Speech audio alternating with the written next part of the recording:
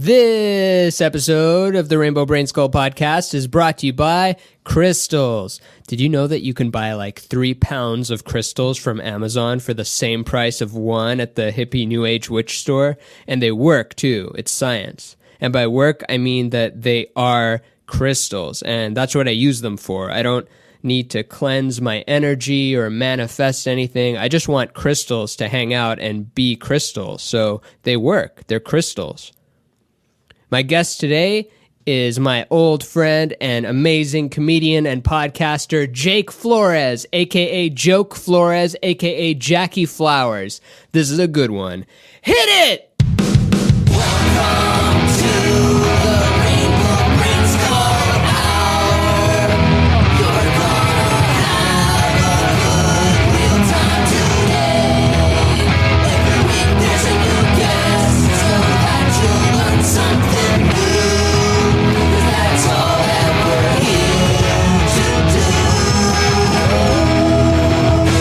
And am I too loud or too soft?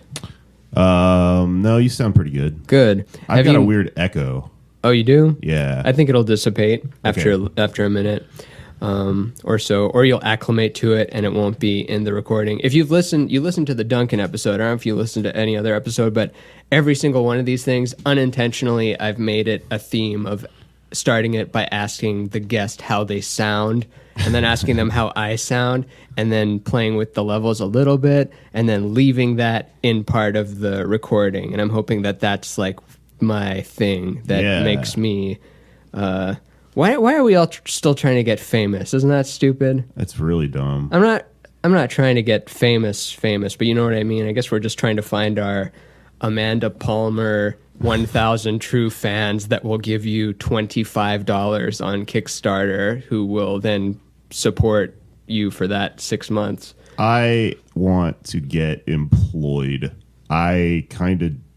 The concept of fame, like the goal of it, appeals to me. Like it sounds kind of fun and like it's gratifying, whatever this thing is that drives you to do this. But I have come to the conclusion that I think the process of trying to get famous causes you to compromise everything that you were really about in the when you started the thing, and it really brings out the worst in people. So I only want to be successful on my own terms. That's the right way of doing it. So I'm either going to get huge or continue working at a restaurant, and I don't care. I think there's like a lot of virtue in just, you know, having your life and then not needing to validate the shit you make with dollar signs, because you know, you see people lose themselves. Yeah, it's kind of a reverse of, or do you get into the Joseph Campbell myth kind of stuff of like it's all about the sacrifice of the individual for the whole, because then the individual realizes they are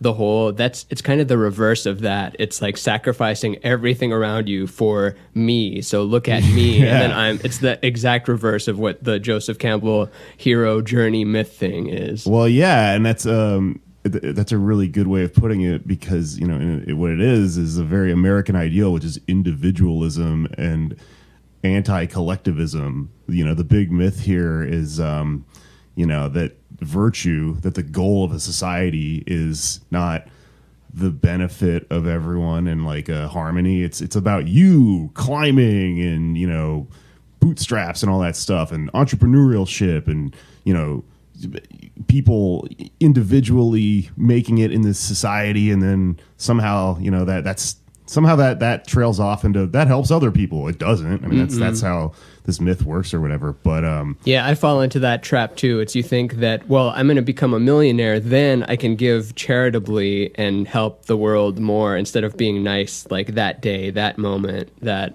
Yeah. Or just that you would be happier if you were somehow way more successful than everyone around you. That would make you feel good, you know? Yeah. I don't think people really want that, and people usually are clearly very sad even when they have it. Sure. But I also think, to get back to that mythological thing, it's the fame thing. There's a phrase I like to use about it called it's a pyritic victory. Which Pyritic, as in pirate? No, as in pyre, like the root word of like fire, like pyromancer. Oh, yeah. I like this a lot. I can't remember what myth it comes from specifically, but the concept of a pyritic victory is when you do all this stuff and you go through all this hell and you sacrifice so much of yourself that by the end of it you've completely burned yourself alive, but your skeleton fist is clasped around the trophy, but you're like dead. It comes from some myth where somebody flew too close to the sun, etc., and the guy burns up or whatever. Yeah, the Icarus deception, which the Icarus, I learned this from a Seth Godin book, but the Icarus myth, they're only talking about one part of it most of the time. It's don't fly too close to the sun, but the actual myth goes, but also don't fly too low, because then the sea will moisten your wings and it'll dampen you and you'll like fall to the bottom. So the lesson is don't fly too high, but also don't like go too low either. Don't constantly isolate yourself, say I'm not worth it. The Brene Brown like shame drives 2 tapes, I'm not good enough, and who do you think you are? So if you're good enough, then you have that voice saying, well, who do you think you are? Like sharing this gift that you have, not that you think you have it, but who are you to go shine on the other people? They're struggling, man. And you see it in this town of Los Angeles, like just so many billboards of just think of the effect that has on so many people in traffic struggling to make rent or to buy groceries, and they see a big blown up successful person like smiling down at them. Like that's what taunting you. Yeah, it's what creates a lot of hate for celebrities, I think, and that's why people celebrate when they go down the Yeah, and it's like both the resentment of someone on a billboard that's better than you and the weird gleeful, bloodthirst you have when they go down. Both of those things are bad. And both of them are byproducts of this like hierarchical system that we live in. Yeah. It's driving everyone crazy. I mean, we shouldn't be, in competition with each other. I think in a lot of ways we're in competition with each other.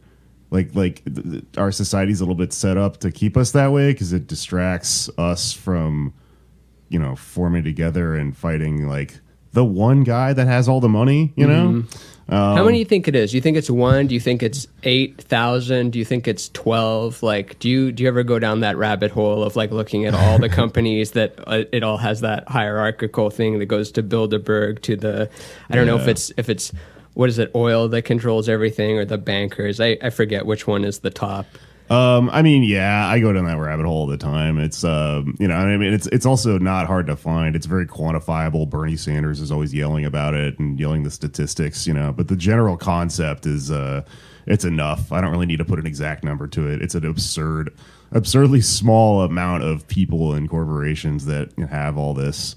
And, what's more interesting to me, rich psychos are, hilarious and eccentric, but the history of how it got that way and the weird ways in which we are all sort of contributing to the system that keeps it that way is what's really fascinating to me. What do you think about the like Jordan Peterson view of, I don't know if it's just his view, but I heard him say it like how, well, people say that wealth distribution's a problem. And I go, well, yeah, it's a bloody big problem. And they go, well, we have to redistribute all the wealth. It's like, well, slow down. If you look at the pierogi constant, or it's like it's maybe not called pierogi, but he called some kind of thing that it's basically this dynamic you see in nature where it basically the same thing that decides why a few people have all the wealth is the same reason why stars form and galaxies form. It's like, it's that dynamic of most of the, like all of the opportunity, all of the energy is flowing to like this small percentage of stuff. So what he's saying by that is that while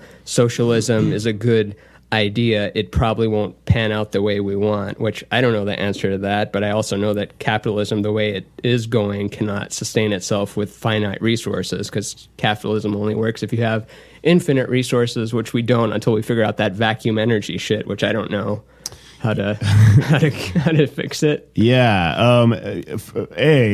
I thoroughly enjoy hearing all of my friends' Jordan Peterson impressions. It's the funnest one, isn't it? They're all unique. Are they really? I think it's the same like little Kermit frog kind of thing. Some people go Kermit and some people go Mickey Mouse. Yeah, well, it's a little bit of both, right? Yeah.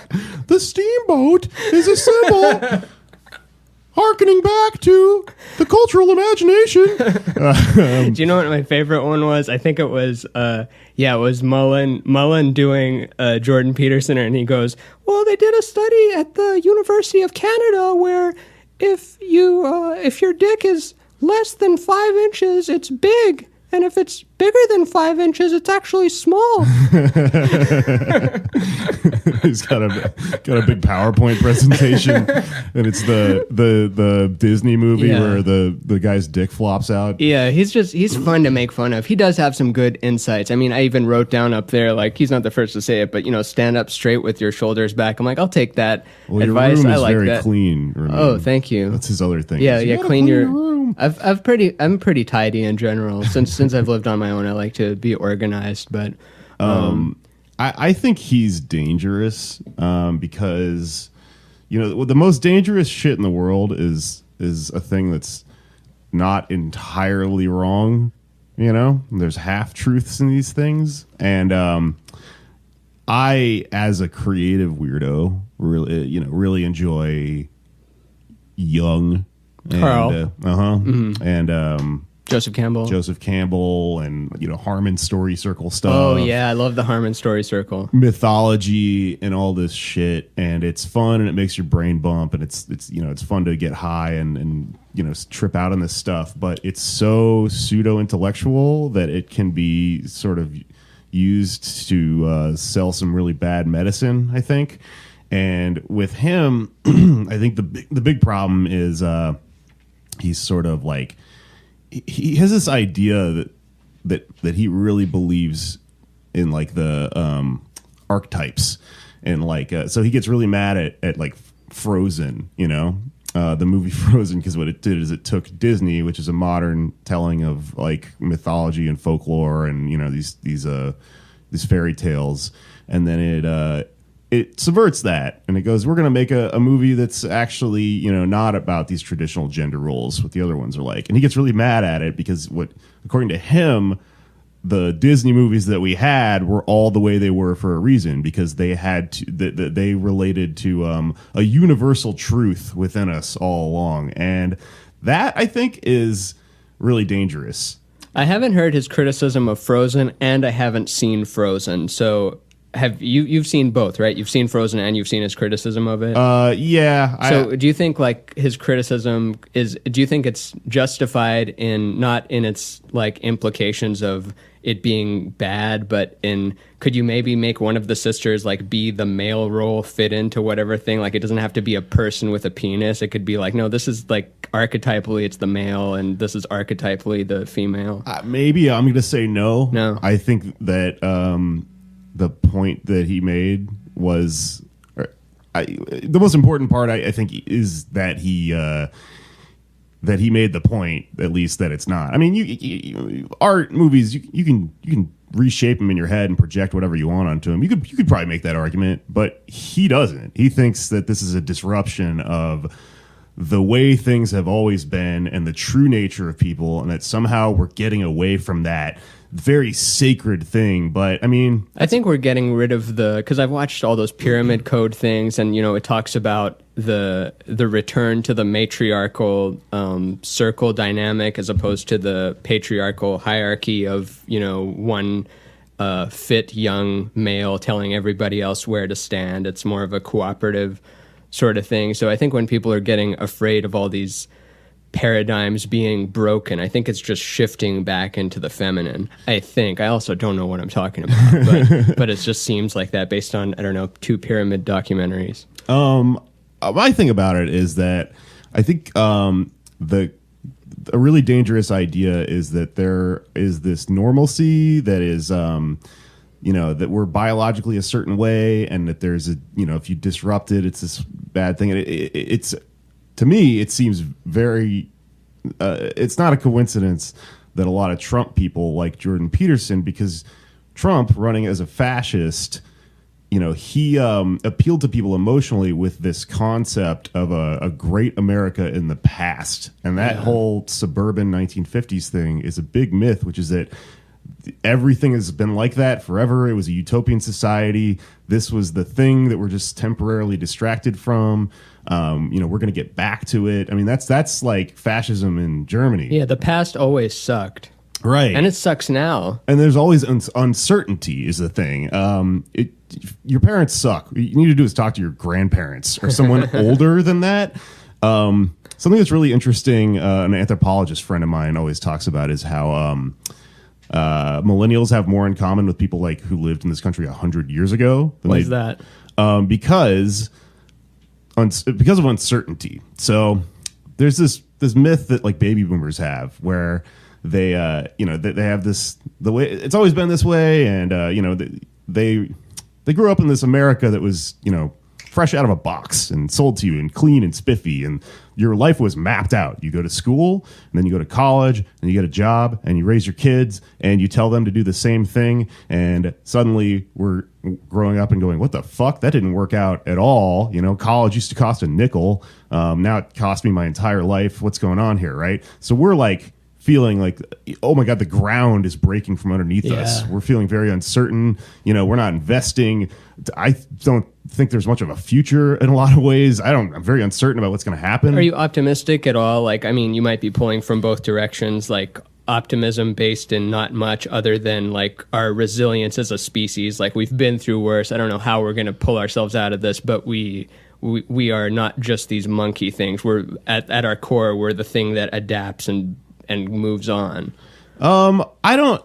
If I was a little bit more of like a macro, not in the next 3 years. I'm talking like 30 years. Oh, you just the like persistence of the human species. Yeah, the way like some 22-year-old kid or 18-year-old kid figures out this fungus that eats plastic and converts it to ozone, and then that's like what saves us in 2 years. Or Bitcoin, like the banks going under, and like, have you heard that back into the myth kind of thing? Have you heard the comparison of Bitcoin and the war god Athena? Basically, before banks, there was the god Athena, and that's where you put all your gold, and then you'd go to war and take it. It was tied directly to that war god, the same way that the banks now a giant block and a giant chain, and they held all the coins together. It's a blockchain joke.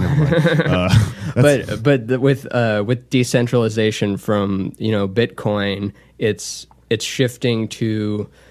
Because I already said that. Like right now, the banks and the military industrial complex, it's kind of like we already are worshiping the war god Athena. But with Bitcoin, if it plays out successfully, it'll work the way that the smallest particle in your body has all the information of the whole system, like according to the quantum vacuum shit. Have you gone down that rabbit hole? No, but I love it. The holofractal theory it maps right up to it. It parallels Indra's net myth, which the god Indra that puts the jewels on a net that spans out into infinity in all directions. And Did you say a net?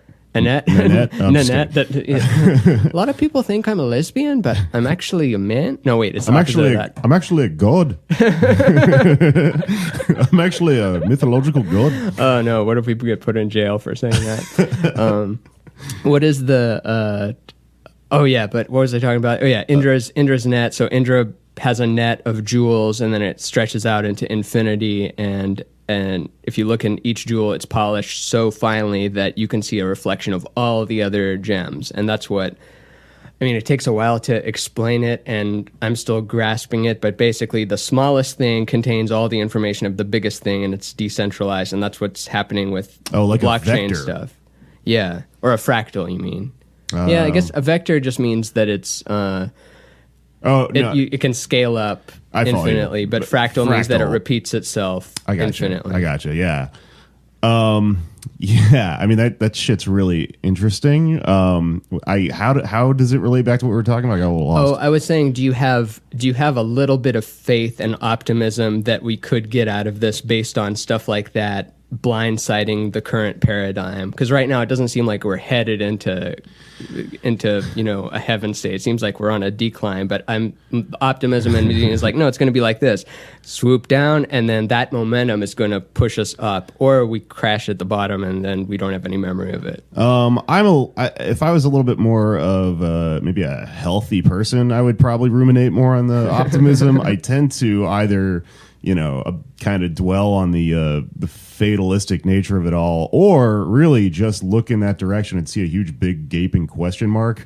I don't know, and I don't know if it's healthy to really kind of go there in my head. So really, honestly, I've got this weird perverse thing right now where I feel like we're in the middle of a fucking crazy time where it's extremely dangerous. We are. But it's kind of cool on a weird level. You know, Yeah. like I'm smoking a lot more cigarettes than I normally would. It's the 70s again. Yeah, it's kind of rad. Do you know what the new agey people say about it is that it's a very important time in history because why else would, 8 billion people have incarnated right now? It's to see this specific freak show. Yeah. Some people would have incarnated in the medieval times so they could fight with swords and stuff, but way more souls wanted to show up for this freak show. This is like a music festival of the soul or something. This is the Coachella. Yeah, it's after it's Woodstock over 99. corporatized. Yeah, with the rape and the $8 bottles of water. $8 for water at a festival sounds good now. Yeah. That's what we were upset about in the Woodstock days. How far we've fallen. Yeah.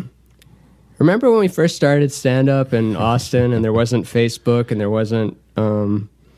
I don't know, it felt like there was a clear, maybe there never was, but it felt like it was a more clear path. Like you go do the stand-up and then you get your TV thing and then you're a Seinfeld or a micro Seinfeld.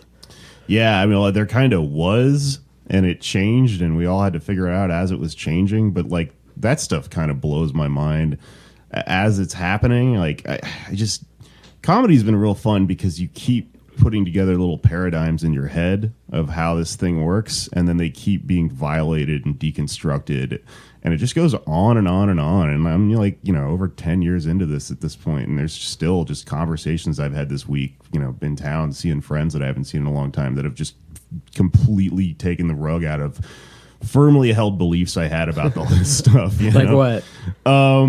I don't know if I could really, if I should talk. Oh, you don't have to if you're afraid of it. All of that has led me to get very DIY with this stuff, and I think there's something to be said for that. Like your house show tour. Yeah, that and podcasting is a good medium because you make your own thing. I like it more than regular stand-up now. My regular stand-up life has been atrophying heavily because you have to make such an effort to go out there. And in my head, it's like, well, I'm just doing this to build an hour, which I'll have in 2 years. And then I won't really care about that hour in a few more years. But then these are genuine conversations that I feel like this will hold up. In 10 years, it'll still be interesting. Yeah, I really enjoy both of them. Stand-up, to me, has gotten way better the more I've disconnected it from anything or any pursuit. Like, I only do it really. I mean, there's a business side to it, and I will happily accept any success that comes, through it. But when I write and do stuff, it's like purely just the act itself is an end in itself. Like I get that out of it, and if I can make enough money off of it, then I'm like fine. So that means you'd never quit then? That's exactly why I haven't quit, and it blows my mind. There's so many people that have quit, and I put it together thinking about all these people because it breaks my heart, man. I know so many people that were so much better at this than me and were so good at it and inspired me to do it. But I think what caused them to quit was this frustration with there needing to be a dollar sign validation in what you're doing in order for you to feel emotionally like you are part of society and that your thing has a purpose. Yeah. And I think that comes down to capitalism being a thing that shapes culture. And that's also, part of how I got so anti-capitalist was thinking about this and thinking, there's really this amnesia you get after a while where you forget why you picked up a guitar in the first place or why you got into telling jokes or whatever. You have a spark of something inside of you that really, is childlike and gleeful and id-like, and it really likes the thing. But the insecurity you get comes later on from if you've been doing it long enough and the questions of like, well, what does this mean? Is this your job? Is it good? Are people paying for it? Does that make it good? And it's like such an absurd thing because if you look at it in a large scale, there are people that are insanely good at this that'll never make $1 off of it. Yep. And there's people that are god awful that are, the richest people on earth. Van Gogh never sold a single painting and killed himself. And he was a shitty artist, as we all know. He didn't make any money. Or Jaco Pastorius, one of my favorite bass players, died completely broke, was living in a park, and completely changed the game. Like, is by far created the biggest evolutionary leap on that instrument. And there's just countless examples of that. And then there's also countless Post Malone's or whoever is I don't know if Post Malone is good or not. I just pulled that out of my head. Like when you pull up your streaming music app, like, oh, these are the stupid things that kids listen to that I'm not even going to try anymore because I tried it for a decade and it's 0 and 10 or 0 and whatever baseball term indicates. I don't care anymore. And there's enough stuff from the 60s, 70s, 80s, 90s to keep you busy for your whole life. Yeah. I mean, sometimes there's good. There's plenty of good music too. It's just you have to sift through a lot of stuff that you're not going to be into as well. Pop is just such an interesting thing because it's so directly related to culture and it's so like marketed for people that are, 13-year-old girls. Yeah, like in this weird part of your life where you're cresting and you're like everything's new and you're kind of dumb, but you also have more money to spend than everyone else in society. So that's the reason that's the thing that everyone's trying to sell because that's the thing that's most profitable. So it's always out there, and it just feels like the moon. Like you're always in a different relation to it. Like you're in a ship crossing an ocean, and you're like, now it's there. It's never really next to me, or it was when I was a teenager, I guess. Do you feel shifts in the zodiac when there's like news of the moon doing some weird thing or Mercury retrograde? Because tarot really well, and you have a tarot podcast, but do you feel those shifts, or you kind of take it with a grain of salt? I don't know. So I'm into tarot, and I'm into like what occult stuff and astrology and zodiac and stuff like that, but to varying degrees. Because what I like about tarot is that you get into it thinking that it's very mystical and that there's something like metaphysical going on. And then the secret is that it's all very material and it's all very based in reality. But like my partner, for example, is completely like a wacko into zodiac and stuff, and will always, grab my arm and go, "Oh my god, this person's being such a Scorpio right now." How long have you said partner? Because I still say girlfriend, and it's kind of funny because in Texas, if you say partner, it's like, what's wrong with you? And then I have a joke about that. Oh, really? What's the joke? The joke is, I'm from Texas, and I just scream at the audience, and I'm woke as fuck, and and then the joke is like, that means those two things mean one thing. That means you call me by my preferred pronoun, y'all. And then the second, one of the tags to it is like, it's about how Texas is like the queerest state, and it's like, Texas is actually woke as hell, man. Like, let's say you're in like a non-heteronormative relationship, and you feel a little weird introducing your significant other as your partner.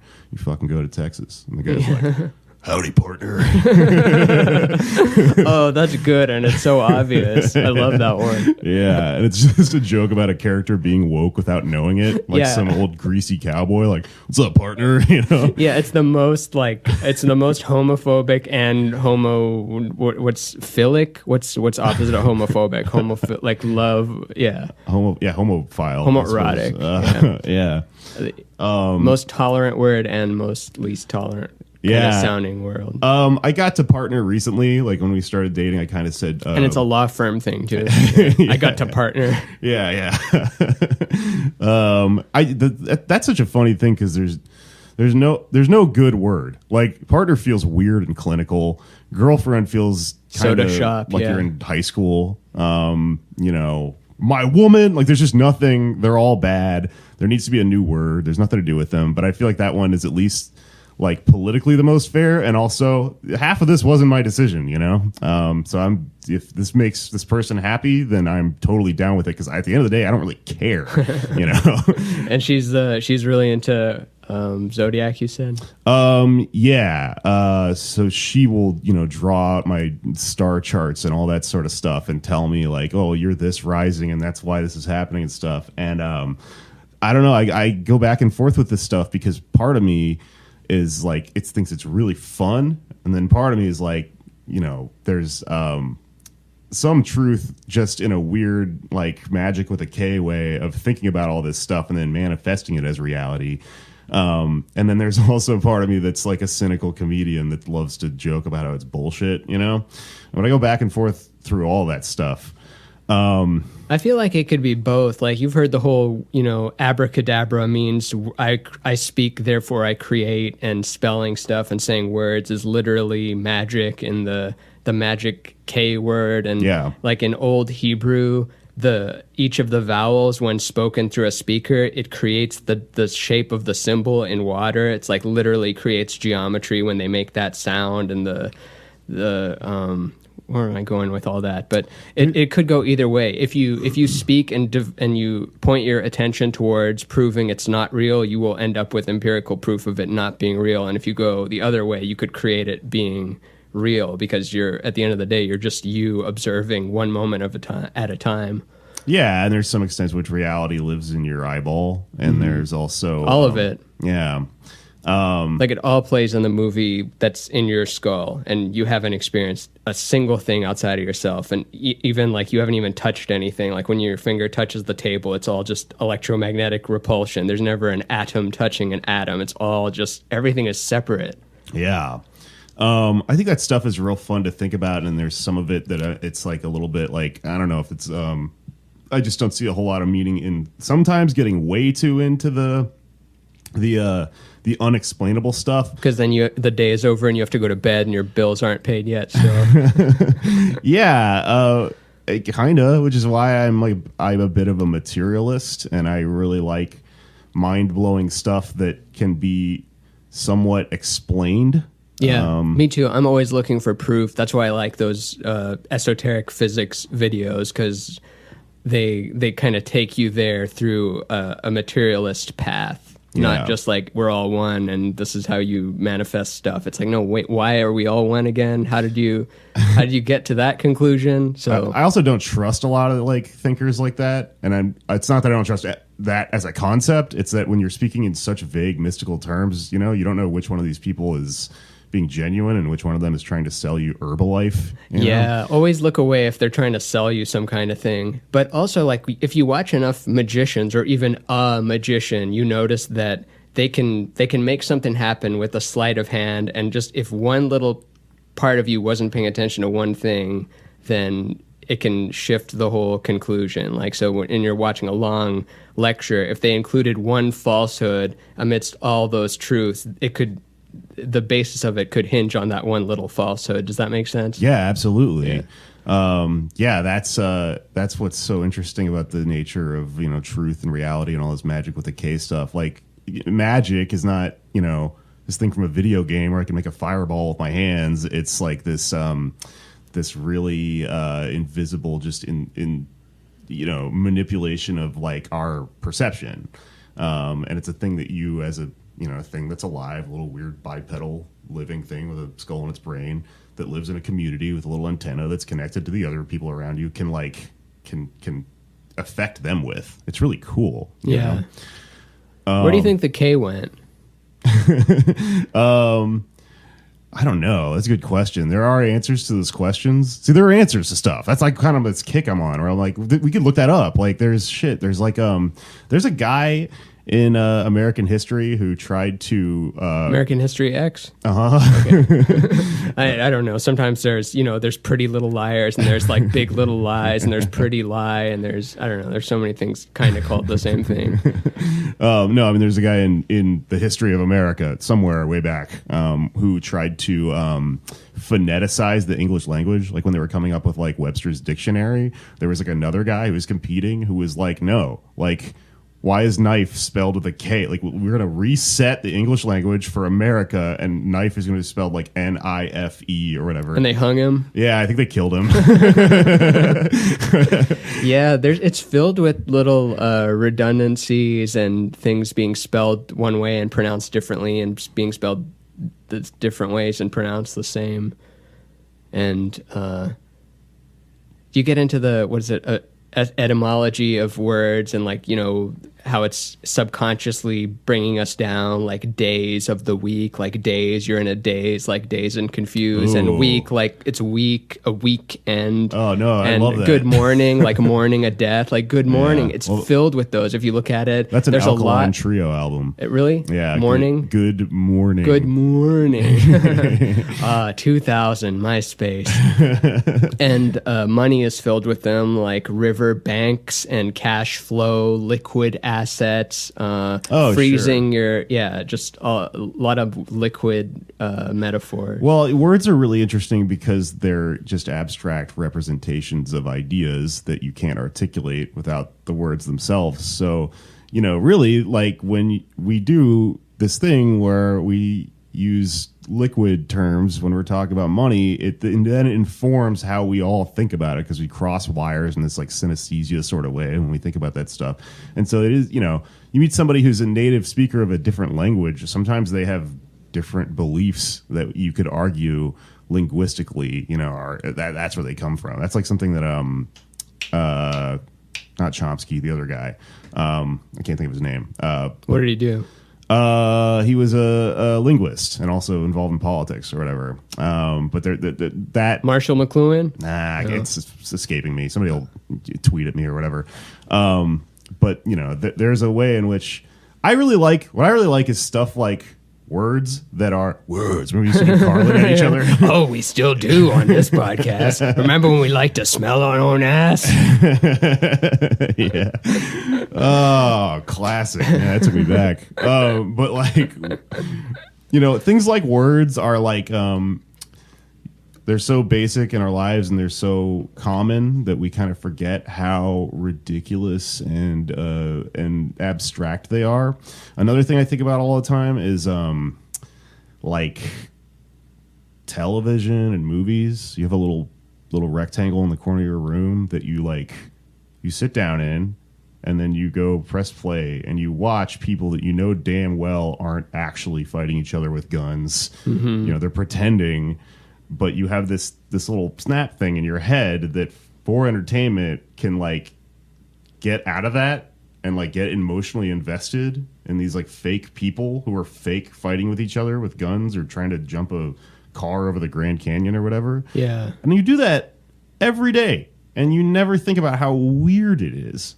And it's only getting more strange as the rectangle is coming with us. It's not just a rectangle in your living room. It's the one in our pocket. Yeah, and it's, you're fucking constant. I'm addicted to my phone. I mean, me too. Yeah.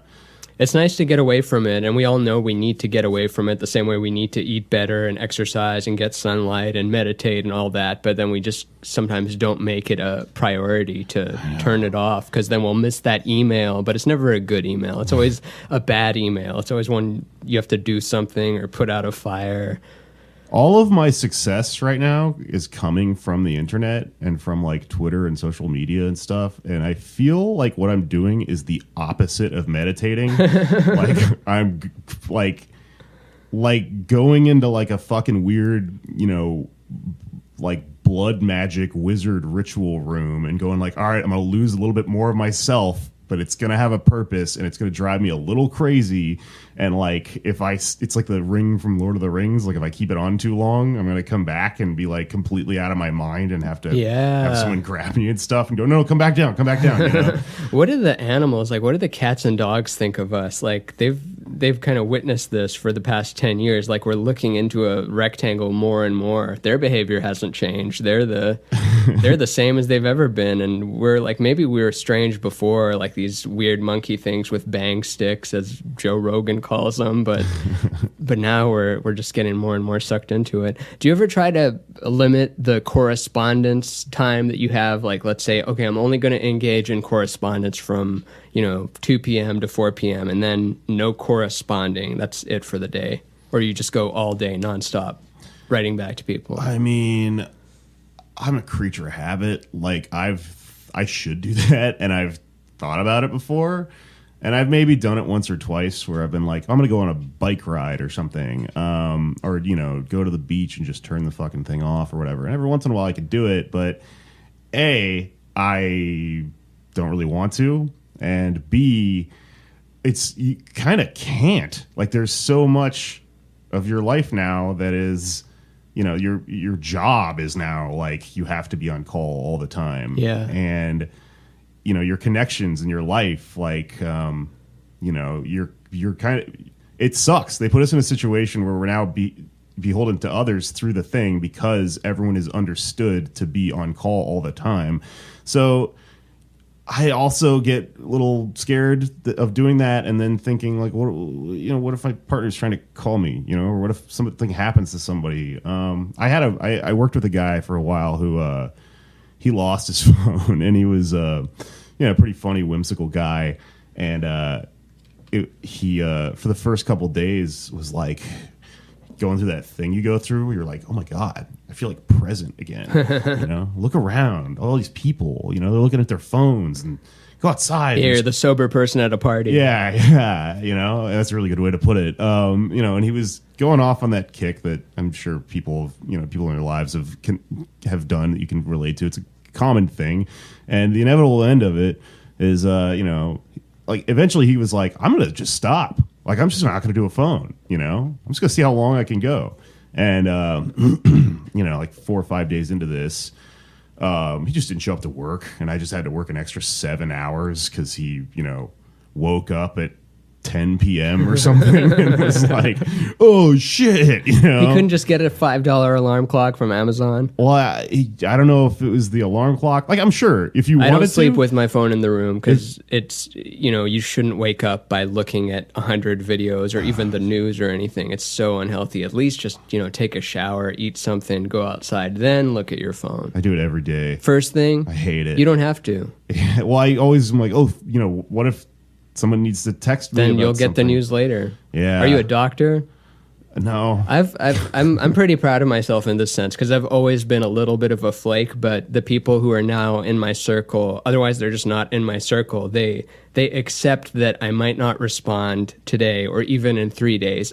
I see it as like week. I'll reply to you this week. Yeah. If it's my partner, then within like a few hours, unless she knows that I'm out of town, I'm probably not going to be communicating because I'm driving or something. But it's, cultivate an environment where you're accepted for it. Because if you're replying to everything and then you burn out, then it's like, oh shit, he always replies immediately. How come he's not replying today? Yeah. It's a choice. You have to build that reputation. Because like, when have I not been a flake? Like, you signed up for this.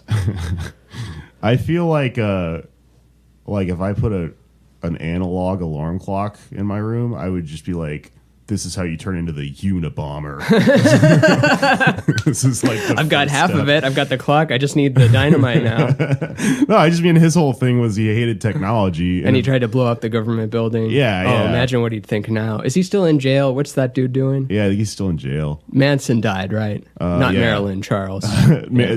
Charles Manson died. Marilyn Manson had a giant shoe fall on him. Really? From where? No, I'm sorry. It was a giant gun. One of his own set pieces on one of his shows. He's like Jesus inside of a toilet, and then a big gun comes and hits him. Yeah. Nothing that guy do. What could he do that's shocking today? Nothing. You can't just be a woman Jesus and like do that. Like no one. It's amplified in every direction. You'd have to go back all the way back around and do something really normal. Have you thought of this before? It was something I was just thinking today. Like before, maybe let's say in the early 2000s or 90s, there would be a thing of the week. Or in the 90s, there would be a thing of the month. It's like Janet Reno or Elian Gonzalez or OJ or Nancy Kerrigan. That's kind of all we had room for. Yeah. Then it became, it's the thing of the week. Like we're already over the Louis C.K. masturbation. We're over... what's another thing? Bring it back. School shooting. If there isn't one recently, we're not worried about school shootings. We're worried about immigration now. That's what's happening this week. Yeah. And it's kind of accelerating to where we're going to have a thing of the day if we don't already have just a thing. I think we're pretty much there. The fractal thing. Yeah. It's going to keep getting smaller until it's just like the thing of the hour, the thing of the second. But check it out. Yeah, but check it out. As soon as you get to that point where it's the thing of the second, then by speaking about it, you're already behind. As soon as you talk about it, if you have a hot take, you're already behind. The physical limitations of your body are what stop the thing. Yeah, I love it. And as video is going to catch up, like you can Photoshop anyone doing anything now. You're going to be able to video shop and sound shop them. Imagine making any human being from history today or in the past say and do whatever you want. At that point, it's just going to be. They have technology now. They're like working on this technology that's like facial recognition, sort of like. So you put a camera on yourself. And then you sit behind a desk and you talk, and it maps it onto like Obama. Yeah, they did that or whatever, and it looks good. Yeah, and it it gets the voice and everything. So if this shit hits a certain point, like, have you ever seen Hyper Normalization? No, movie like fiction movie or no? What? It's a documentary by this guy Adam Curtis, and it's mind blowing. It's amazing. It's a little bit like too psychedelic. Like, the leftists love it, but somebody described it as like leftist fucking loose change or something to me one time. I thought it was pretty funny. I'll check it out. I want to see it. But the the basic argument of it, it's kind of spans this huge broad swath of history leading up into how we got here and misinformation, all this political stuff. But the argument essentially is that we're reaching a point with all this technology stuff to where like truth is now completely subjective. You now get to think a thing and then go online and then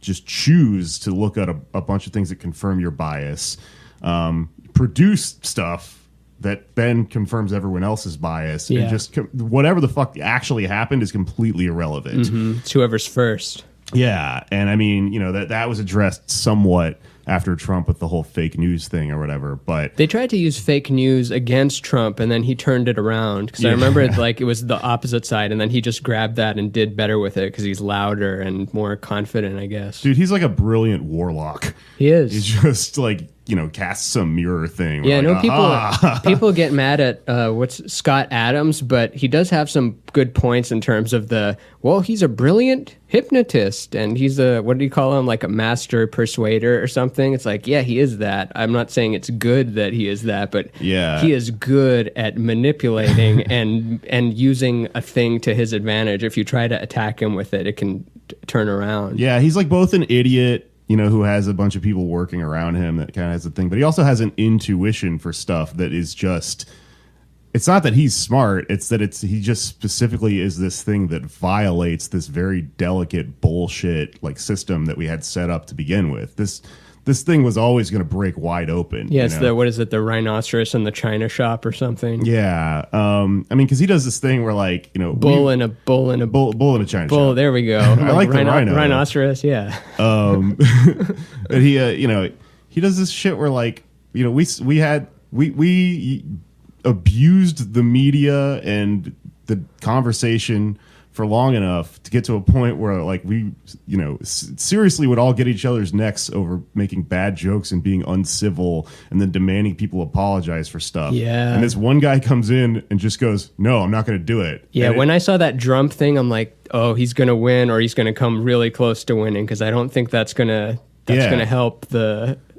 Yeah, it doesn't at all. And it's still going on. Like, you see a viral thing of like a Trump as a baby floating over the street or something, and they're just basically making a flaccid and lame. It doesn't work. Like it hasn't worked for 2 years. Yeah, and it's like that's not the answer. You're gonna have to get down to the nitty gritty and like learn some stuff and admit that like this thing that we clung to that is supposedly the resistance against him ain't fucking working. What do you think is the solution? And I know that's a pretty large question, but like just... No, it's fine. I think I talk about that all day. Yeah. I can answer the question. I think that the silver lining of Trump is that he's a fucking accelerationist.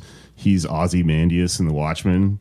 He's calling... Which one is that? He's the guy that... Spoiler alert for anyone who hasn't read The Watchmen. The main dude with the hat? Not the comedian. The rich guy, the blonde guy who at the end is revealed to have been like doing all this shit to call down this huge space monster to fucking destroy New York, because the only way to fix all the problems going on in the story were to just level the whole fucking thing and kill everyone. And blame it on Dr. Manhattan? Yeah. Yeah, okay, I remember now. Yeah. That's my fucking partner is like a intellectual leftist revolutionary anarchist weirdo genius, and when she'd never read The Watchmen, and I gave her my copy. I was like, you gotta read this book, and at the end of it I was like, who's your favorite character? Because mine was Rorschach. Oh yeah, he's great. Just because he's so charming. Yeah, what's that line? Like, that's what you got. You think that I'm locked in here with you, but you're locked in here with me. And then he pours that hot chili on the guy. Yeah. My favorite Rorschach line is never compromise, not even in the face of Armageddon, because that's that's a good line. I'm a non-compromiser in terms of all that fame stuff we talked about, right? But she read it and she was like, her favorite character was Ozymandias, and I was like, why? And she was like, accelerationism. You know, this guy's actually going to get the thing done, and no one else is going to do it. And I think that's it's funny. It's a very funny reading. She might not be wrong. I mean, that was obviously the story in the book or whatever. I'd never heard that term, but I love it. Accelerationist. It's so true. And you couldn't have used that term in like 1910. They'd be like, what are you talking about? Or 1950, 80 maybe. Like some fringe people would get it, but it's such a today term. Well, because we're living in it right now, so it's very easy to understand. Like, this stuff's ramping up and hitting. It's the hallway's getting narrower, and we're about to reach the little breaking point at the end. But with Trump, I mean, he's so what he's doing is so devastating and hollowing out to the thing. I mean, he's embodying late capitalism to an extent that there is a breaking point. Bubbles have breaking points, So the answer to this is. The end of quote unquote classical liberalism, which is the entire capitalist. Is that neoliberalism? Neoliberalism. So it's kind of complicated. And the reason, the fact that this is so complicated is also a problem because we only have so much time and we got to work. And we have to have our escapism, too. Classical liberalism is the concept that this entire country is based on. That concept is an overarching umbrella term that embodies both Democrats and Republicans. But Democrats call themselves liberals, so it's confusing. So what do you think embodies a neoliberal? Is it like only speaking out against certain atrocities and ignoring the rest and kind of being complicit? Is that it? So I'm going to do my best to sum it up right here, but if anyone wants to really get into a deep dive, I just recorded an episode of my podcast that essentially is like... Poddem America? Yes. And I just, I think I just messaged you about this a couple of weeks ago, but I love that the intro theme is just Donkey Kong Country. You just took that theme song, and it's so funny because it's just apes hoarding all the bananas, and he goes into the cave, and they're all gone. And it's like it's so fitting. Yeah, I'm waiting for a cease and desist, but I like that chiptune song a lot, and the implications of it. It's Reverend Wright's over it or whatever. Yeah. Neoliberalism as a thing is a weird byproduct of the fact that usually in a society, in most other countries, there's a left and a right, and the left is sort of socialist, anti-capitalist, and the right is capitalist, conservative. But in America, we have this two-party system, so we kind of got to a point where the right was, conservative, Republican, and then the left, after a while, became conservative, but they think gay people should be able to get married or whatever. So conservative still economically, right? So a true left is a movement that is for marginalized people. It is for immigrants, women, poor people, people of color, everything, in the sense that in order to make any social justice happen, there's a long understood thing that the economics are the base of that thing, because we're talking about power. So if you have people that are marginalized, that means they don't have power. The unit of power is money. So all of this stuff, is understood to be part and parcel with, do you want these people to live better lives? Well, you have to get them a bigger piece of the pie in society.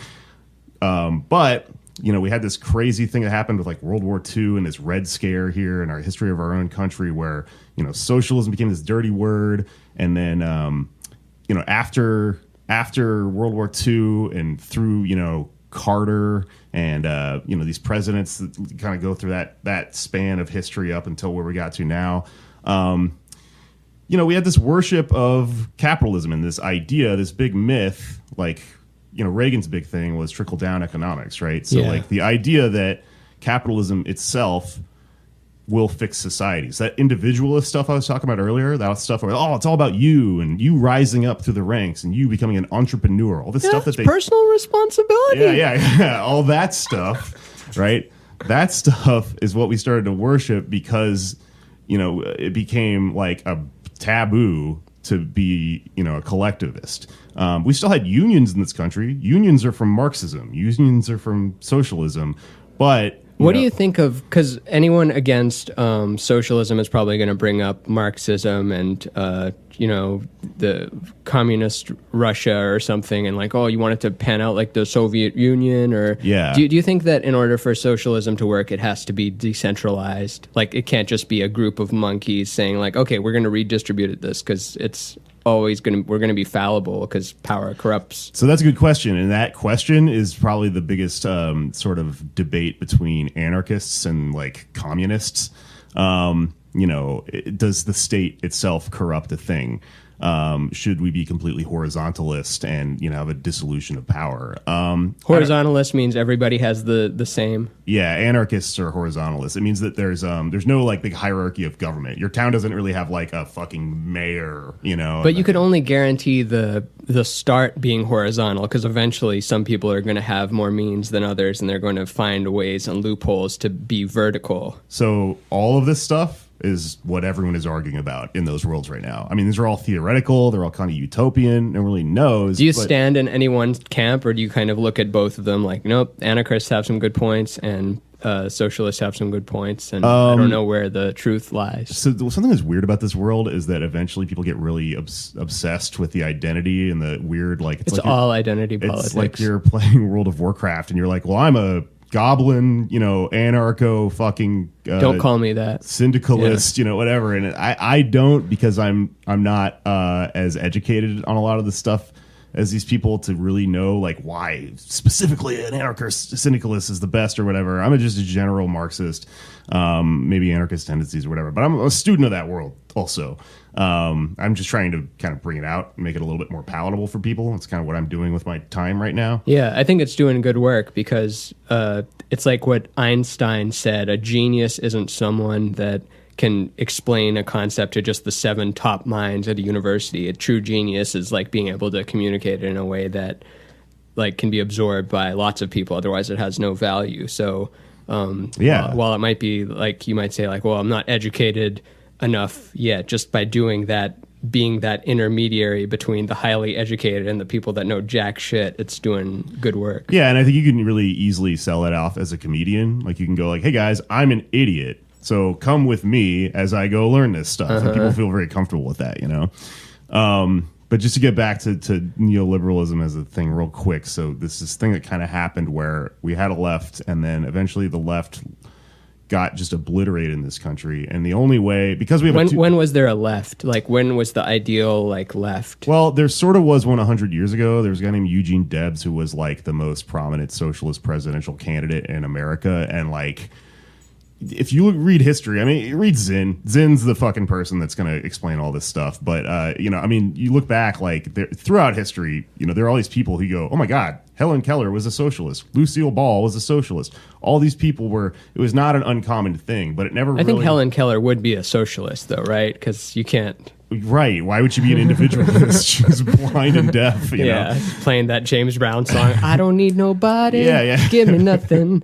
Open up the dough. Yeah, but exactly. It's exactly what she came to that, I think. The two-party system made it to where, these things, some of them got absorbed into the Democratic Party, and some of them got completely, when did the two-party system become this thing? Like 100 years ago, 50 years ago? I can't give you the exact date off the top of my head, but... Is it pretty recent? Because in my head, it's like, it's always kind of been this way. It might not have been these two parties. Well, it's not. I would say it's not recent in my head, because it's had so many effects over the last 100 years plus that like it doesn't feel recent. It feels like it's caused a lot of things to extrapolate from it as a result of it, and so it's been here for a minute, fucking shit up. Yeah.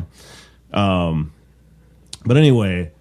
And this, again, just listen to my podcast. We had a guy much smarter than me, Matt Christman. It's the most recent one? Yeah. Okay. I'll have that in the description. Cool. But essentially what we got to was this weird situation where, because Democrats were losing, they decided, you can only win, votes by appealing to Republicans on some weird level. So we got to this thing where neoliberalism is economic conservatism with social democracy. So it's telling you social. It's like steroids. Like, well, everyone's doing it, and I can't beat my opponent unless I do it. So everyone is juicing now. Yeah. Maybe not directly analogous to that, but you know what I mean. I mean, I think of it more as like the way like a virus like sort of burrows in on something and then like becomes it and then isn't, no longer the thing it was before. But like neoliberalism is essentially like the end result is this thing that claims to be speaking for women, people of color, immigrants, marginalized people, in name, like paying lip service to these things. But then when you go, okay, well, how about you actually fix this with any actual like legislation or, collective, redistribution of wealth, anything that would actually work, unions, all of the stuff that is traditionally like leftist, they go, no. The answer for you is capitalism. If you're poor, and you're whatever in one of these marginalized groups, then the way to fix your life is through capitalism. Like, and it's just a thing that just doesn't work. And people are over it, and they threw their hands up, and that's why nobody votes for these fucking people anymore. And it's also why socialists are fucking smashing these elections. Ocasio-Cortez in New York. I mean, people have said, "Oh, it'll never happen." She's the senator. Yes, she's the 28-year-old congresswoman. Congresswoman. Yeah. Does that mean she just has a seat in Congress? So she hasn't technically won, but she won her primary and she destroyed her opponent, which was like a 12-time incumbent who was supposed to be the next Speaker of the House. She fucking ruined this guy's life. It's so cool. And he was never even elected. He was just like a crony that was just put in that position, right? So it's happening, you think? Oh, right? Absolutely. There's no way she's going to get beat by like a Republican in that area. Like, it's not going to happen, but you can't call her the congressperson yet, just in case something happened. And that's a bigger victory, right? Because I'm such a political idiot, but I do remember from social studies class that they just drum it into you that the president doesn't have that much power. Alan Greenspan is the most powerful guy. It's all about the Senate and the Congress. So do you think like if there's more of that happening on the seat level rather than the president level, like that's where the real victories are? Yes and no. I mean, it's definitely dumb to put it all on the president. We're so stupid. We have the dumbest society here where no one pays attention to politics until every 4 years when the absolute dumbest race of all time happens. And it's like, we elected the TV guy. I mean, it's insane. What's the Bill Burr bit where he's like, our choices are your racist uncle and the devil. And he just does a perfect Hillary Clinton smile, like with those wide open eyes that are looking through you. Yeah. Just chilling here in Cincinnati. Or I forget where she says she's just chilling. But Cedar Rapids. Oh, Cedar Rapids. Okay. I'm just chilling. I've got hot sauce in my bag swag. Yeah. That's crazy. But to answer your question, yeah, it's just a step. The thing is, there's no one answer. All of these things are just, it's something you can do. You shouldn't put all your faith into anything, voting even. None of this, the electoral process, none of it. Like, in order for us to have a society and to save any of this, you just got to be present all the time and just be keeping tabs and doing your homework, which sucks because I feel like we just came out of Obama where like it was so much fun to just fuck off and not pay attention and just be like, yeah, he's got it. There was pockets of disapproval because Occupy Wall Street took place during Obama. There was a lot of NSA fear and drone strike criticism. Nothing compared to now. But he was horrible. But the people that were talking about that stuff were just like, they were fringe. It was fringe to be paying attention to politics. Yeah. It wasn't a cultural norm. Yeah, cultural norm became 2016. That's when it happened. And that's when I feel like, I don't know. And I know a lot of people didn't suddenly become political, but you could not go on anything without being completely submerged in it or being submerged with people complaining about the fact that you're submerged in it. I just think you would have to be so atomized and disconnected to be living right now and just not think about it. Yeah. Because the thing's kind of going down, and it's weird, but that's complicated because I mean, shit was going down during Obama too. It just didn't have the mask wasn't off. Like, it wasn't that obvious. Yeah, it's more and more unveiling with each year. Yeah, but I don't know. I think it would be really weird to be right now. It'd be like that painting of the dog who's sitting at a table in a house that's on fire. And everything's fine. that's if people live like that right now, good for them. And that image is old. We're like used to that. Yeah, but I think it's at least more of a cultural norm that people are upset, and that's a good start. Isn't it funny that we're like, this is the big thing we're scared of right now? And let's say we had that all figured out, we'd probably be worried about robots. Like, this is distracting us from robots that are just inevitable. They're coming. They are coming. But it's like, it doesn't even take the center stage. You know what I mean? It's like secondary. It's like, oh yeah, the robots and AI and deep learning is going pretty fast, huh? I wonder if I'm going to be able to provide value. Oh crap, I got to pay my bills. Oh crap, they're deconstructing the blah blah blah thing. Yeah, well, it's all moving so fast that like stuff that you never thought possible is like a blip in the news. Like, I feel like a year ago or something, the FBI kind of released like some UFO type stuff. Yeah, they did. And we all just were like, weird. And then the next thing came along and you're like, wait, like I think about that sometimes. Like, wait a minute, did they admit that there's UFOs? Yeah, there totally is. That's so goddamn funny. Yeah, I love reading about that stuff. I never make any conclusions about it, but it all does. It's kind of weird that all conspiracies go back to the same place, and it kind of leads you to this like place of I don't know. It's we're living in a Matrix prison planet thing. Maybe not articulated the exact way that David Icke or Alex Jones or whatever idiot says the way it is. But if you go down those rabbit holes, like why is it like this? Why is there an eye on a pyramid on the dollar bill? Why is there a hexagon on the top of Saturn? Why is there? Yeah, history is really interesting. I don't know why it doesn't get, you know, it's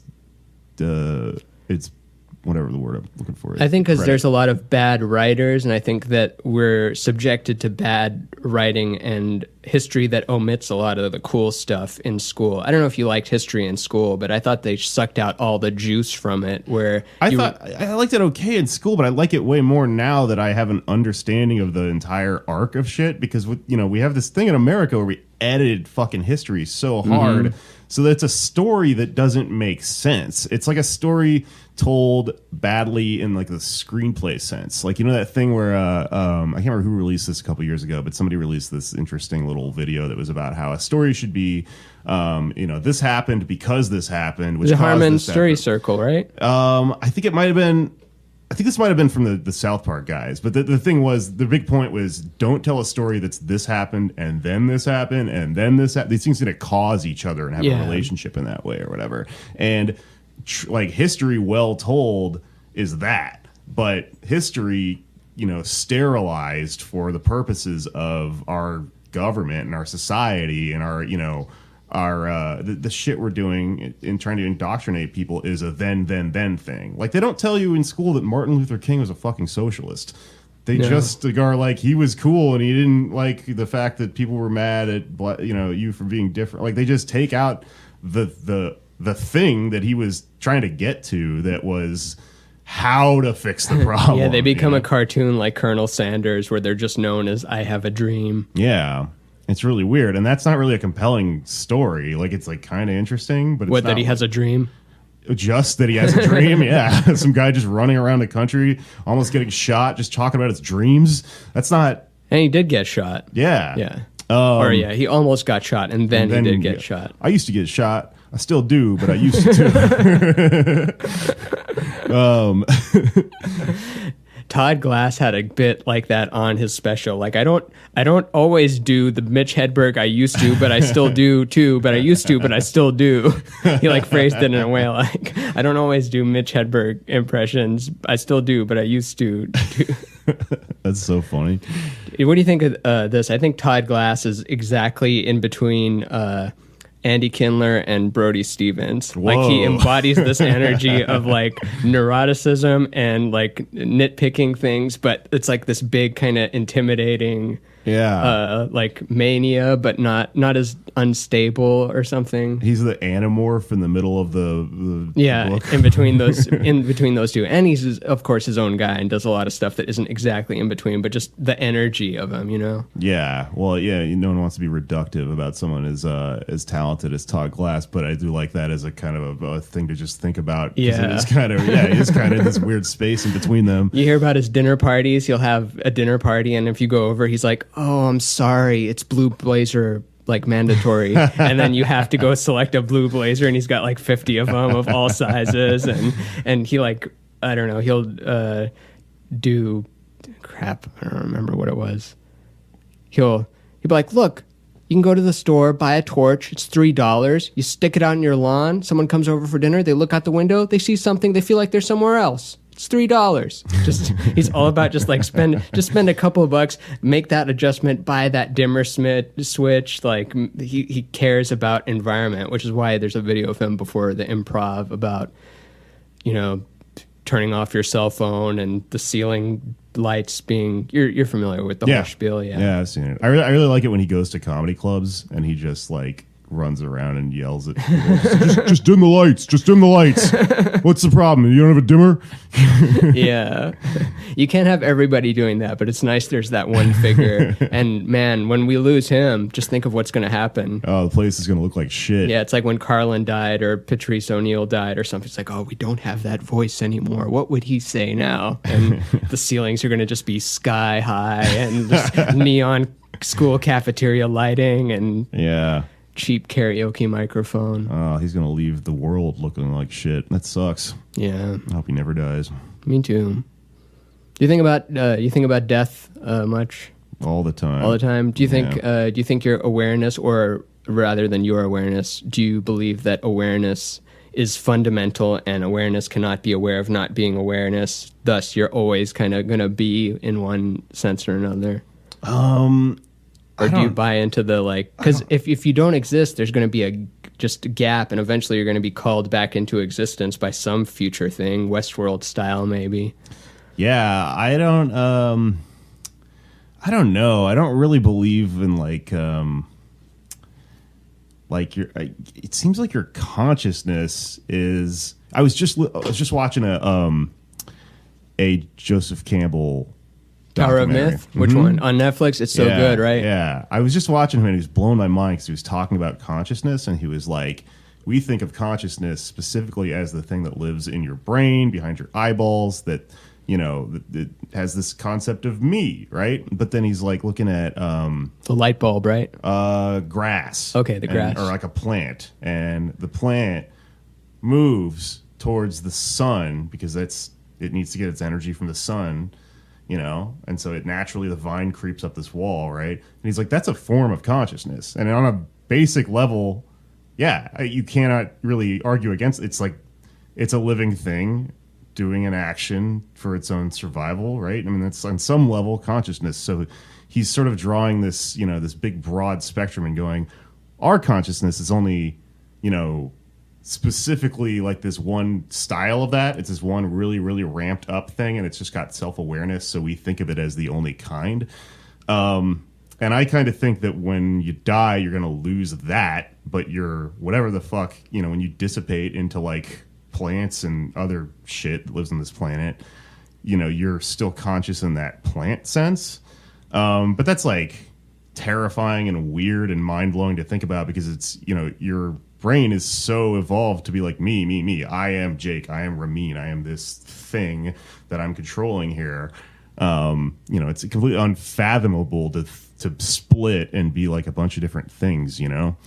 What if it went the other way? Because the fear comes from, oh, now I'm going to be limited, and now I have this level of decision space, but then I'm going to be limited to just very limited decision space after this, and it's only going to go down. But what if this is the most limited form of consciousness you've ever felt, and then you die, and it's like, oh shit, that was so limiting, and I remember why I did that, and that comes up in DMT. You're a bunch of animals, and you're like, this is awesome. Yeah, at the same time, the same way you have like a bunch of fingers. Like imagine you were just finger your whole life. Like, oh, I was the whole, not even just the whole hand, I was the whole arm. Not only the whole arm, I was both, I'm symmetrical. I'm the whole thing. And, oh crap, what was I going to say about? You said DMT. Oh yeah, DMT. It's the strangest, most indescribable place, yet it's also super familiar. And that always sticks with me. It's like, why is this familiar? It's the most alien sort of place, for lack of a better word, that could be, but It's like you're not supposed to go into that Easter egg room, but if you find it, it's cool. But you're supposed to not go back there till after you're dead. I haven't done it yet, and I know exactly what you mean. I know that feeling, but I think I might just know it from like acid or mushrooms. Or something. And even if you get there on the natch, as they like to say, it's the same thing. It's the familiarity of like a true home, like beyond your childhood home or the way you felt that one day at the water park or something. It's like the most like, oh yeah, this place. Yeah, I really like the concept of like amnesia, like that we kind of have it in various forms. We have it in tons of forms. Yeah, like that fucking Make America Great Again shit I was talking about. I mean, that's a form of it, but there's also this thing like, yeah, when I take like mushrooms,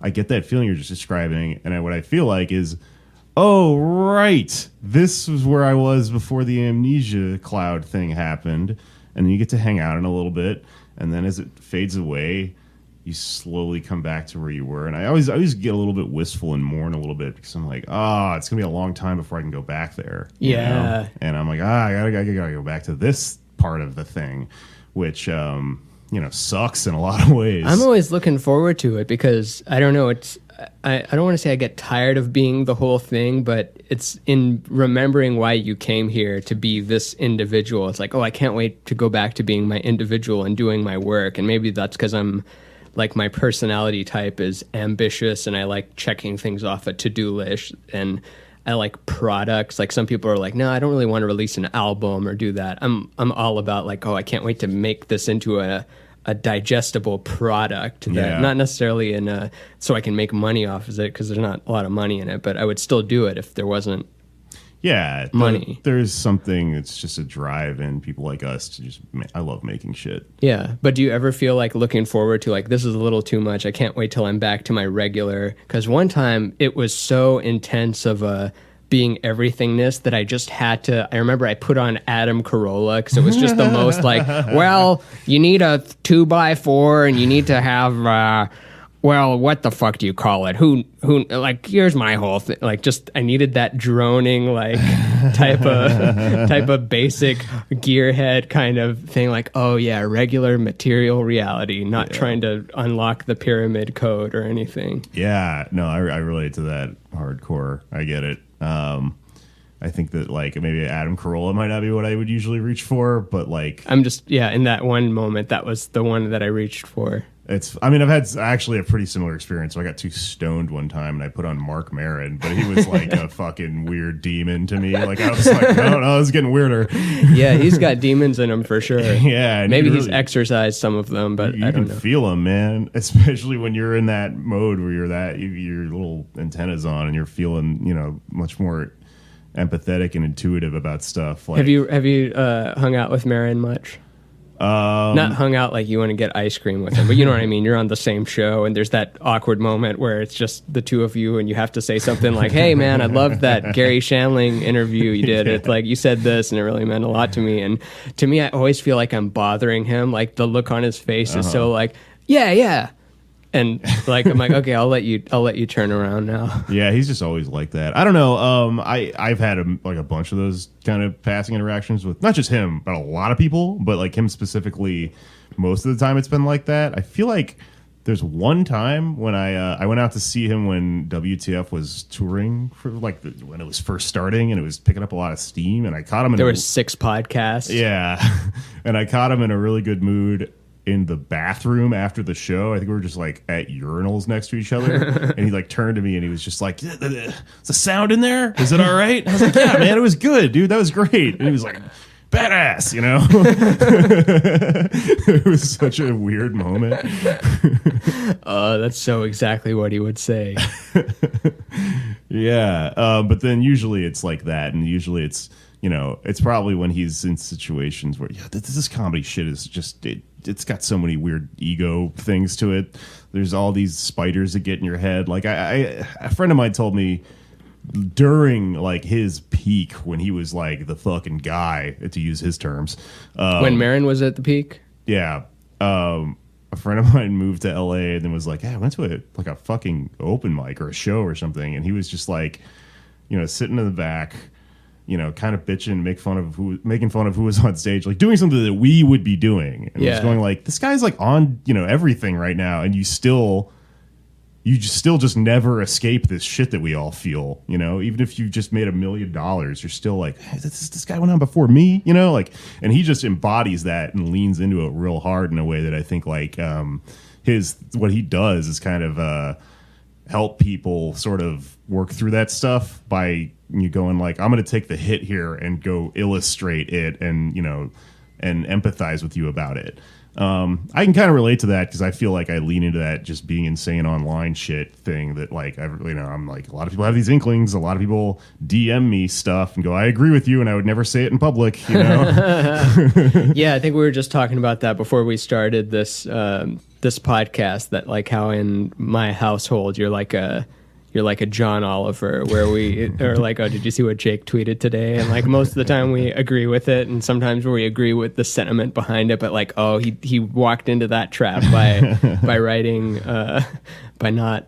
Well, I don't care. I don't care anymore. Like the part of why I'm like this is also because like I don't care about whatever, you know, the negative result would come from this. In terms of trying to get into the social club of, you know, entertainment. Yeah, and you're historically right. Like when you're dead and gone, like you're going to be, not that it's all about how you're remembered and legacy, because all that is a sandcastle to get washed away eventually. Yeah. Like you can't control how you're remembered, nor should you give a shit. I am Ozymandias, King of Kings. That statue in the desert. That's what that's about. That poem. I didn't even know the statue. He's named after this Percy Shelley poem. It's I am Ozymandias, King of Kings. Look upon my works, you mighty in despair. Or that's the second part. The first part King is among ants. It's a poem about someone wandering up to this statue in the desert, and it's like in ruin. Like, you know, half the statue is gone and shit. And it's I like this that. king who's like, look at me, this is my legacy forever. And it's, you know, you look at this crumbling thing in the desert. No one ever knew this person existed, right? So that's kind of a statement on that concept. That's cool. I like that. I think it's really funny too. It's just like a funny like statement on like this weird ego legacy thing people have or whatever. But just by being authentic, I feel like you've done enough. Like if you were to be gone today, it's kind of like what we saw with me and Doug Mellard were talking about it, like with LaShonda, let's say. It's not like, oh, if only it would have been nice if she could have recorded her Comedy Central special. It would have been nice if she could have put out 5 more albums. But the statement of LaShonda, she was enough as her. Like we remembered her as being an authentic statement of her. She didn't need to put out this level of work before she became a complete LaShonda. She is a complete LaShonda. Well, you know, I mean, I think about death a lot, and our friends keep dying. And every time one of our friends dies, it really puts it into perspective where I'm like, is it important to me to try to get a sitcom writing job or to fucking die with my boots on, like fucking this shit up? Because I actually believe in what I'm talking about. Yeah. And I wouldn't do this if I didn't. I mean, there's a reason. I think there's a right and a wrong here or whatever. And I think like, yeah, this is an extremely fleeting life we're living. And it's when you have that perspective, it seems fucking silly looking at other people that are like, I'm going to be here forever and I'm going to get a job writing in some e-cards thing. Yeah, all this stuff that keeps going belly up anyway because everyone keeps getting, you know, their skeletons shaken out of their closet and stuff. I mean, just who gives a shit? And I also have an extra level to that where I'm like, you know, you guys know you can just be poor and work in a restaurant and make this shit. It won't change anything. You're going to be poor anyway. Were you writing about, I think it was you that wrote this, like anybody who's afraid of losing their job at Nerdist or something, whoever is afraid of speaking out against monsters, just get a dishwashing job, realize it's not that bad. Then you can be yourself and actually say what you mean. That's what you wrote, right? Yeah, that was me. And I tell that people all the time, you're not, the thing is, the arts are for rich children, man. And they're under a spell. Like people who are in the professional class are under a spell, and they're convinced. I fell under it. I'm still a little bit under it. I think there's this thing, and all this shit's connected. I mean, this has to do with also political stuff and like how we got here. And there's a great book that kind of talks about this called "Listen Liberal" by Thomas Frank. He put it in a way I thought was really interesting, which is that like we all worship this concept of the meritocracy, which is that like the people that, you know, work the hardest get the best jobs. Chips will fall where they're supposed to. So what you're doing is trying to get one of these jobs so that you then feel validated, like you did your job correctly as a professional comedian or writer or whatever. And that creates a situation where you feel like your art is not valid unless you make it to that thing. And then you turn around when you made it to that place that seat at the table, and you tell other people that they're not doing it right, et cetera, yada, yada, yada. Which is why I like to just, because as I've already talked about earlier, I think it's bullshit. I think it's the thing that's driving everyone crazy, this myth of the meritocracy, right? It doesn't really exist. But the best thing you could do to fight that is to just yell at people like, just get a fucking dishwashing shift. Just do it. Just go pick up some shit, live in a cheap apartment, do this shit in your free time. If we all just did that, we could subvert this whole system, and we wouldn't have this weird thing, where we all resent each other. Yeah. Do you hear, was it John Rabin's dishwashing joke about, like, you writing the ad for I forget how it goes. I shouldn't even say the joke, but basically he has a bit about, like, writing the job description of a dishwasher and how zen it is and how meditative it is, and it's in one of those Nietzsche, whatever, one of my hippie books where he talks about how no one wants to wash the dishes, but once you start washing them, you find that it's really relaxing, and like your whole world is just within this like steel box, and there's warm water coming down, and you're getting this sense of completion. It's always a really zen meditative type of thing. It's just that when you're on the outside of it, you don't want to do it. Yeah, I used to do that for years, and I thought about that so much. I mean, it really, you get in there and you have all this free time to grapple with all this stuff, and you really ruminate on what it is that you're doing. And it, I don't know, it helps it really centered me, man. And I also just think it's like the reason I use that in that sort of line when I tell that to people is because it's the most honest fucking job. And it's like a thing that's, even within the restaurant, which is a fucking restaurant employment place full of poor people, it's like the most just like broke back motherfucker in the place, just carrying shit. And they don't even get tips, right? Or sometimes you get tipped out. It's different from place to place, but it's generally the lowest of the like restaurant hierarchy when there is a hierarchy. Mm-hmm. And it's usually not even, there's a reason that it's immigrants and stuff, because it's our fucking the shit we have going on in restaurants is all jacked up. I mean, it needs to be restructured and has all these problems or whatever. But I mean, it's usually like they won't even hire someone, for a wage that would be guaranteed in America. You make a deal with someone who under the table. Yeah. Do you feel like is this racist or bad to say? I don't feel like it is. All right. But it's and maybe someone's made this analogy before, but the way that your body is like half of you is made of bacteria that isn't technically you. You're like made of basically half illegal immigrants, and you need it to exist. It's like kind of what the country has. Like there's so many illegal immigrants working that aren't on low-level jobs that people depend on. Yeah. And it's almost like, because then it's like, oh, you're calling them bacteria? No, I'm calling them good bacteria. I'm saying that the needs, and not that they need to be illegal, but as humans, they need to exist for the current way of things to operate. It's not something you can get rid of all the people. I like that analogy because when you get rid of the bacteria in your stomach, you get diarrhea. So if we did build the wall and keep them all out, the country would have diarrhea. Yeah. Yeah. No, I think it's a fair analogy. It's kind of funny, but it's only, I think, true because of our specific precarious way, our economy's set up, and there's a utopian goal at the end of this where it wouldn't have to be that way. We could just have people living pretty, comfortably. Yeah. Let's do the 10 seconds of silence really quick. You're familiar with that? Oh, yeah. I listen. Okay, cool. Let's do it. Are you ready? Yes. All right. And now.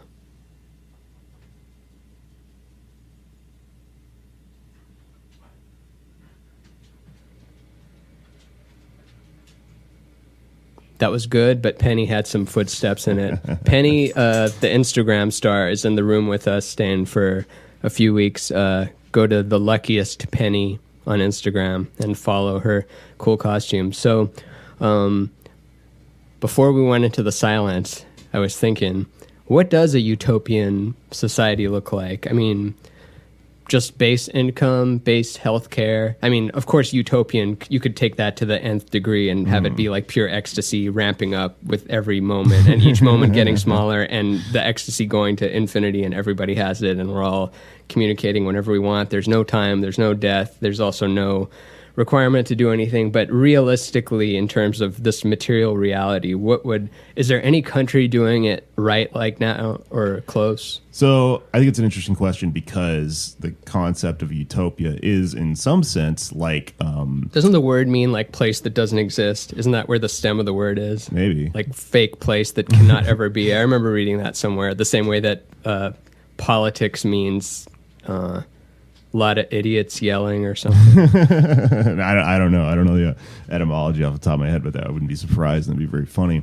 But I think that just the word utopia as a concept means like the point on a fucking calculus curve. Like it means the thing that you never actually get to, but you have to have it there in order to keep approaching it.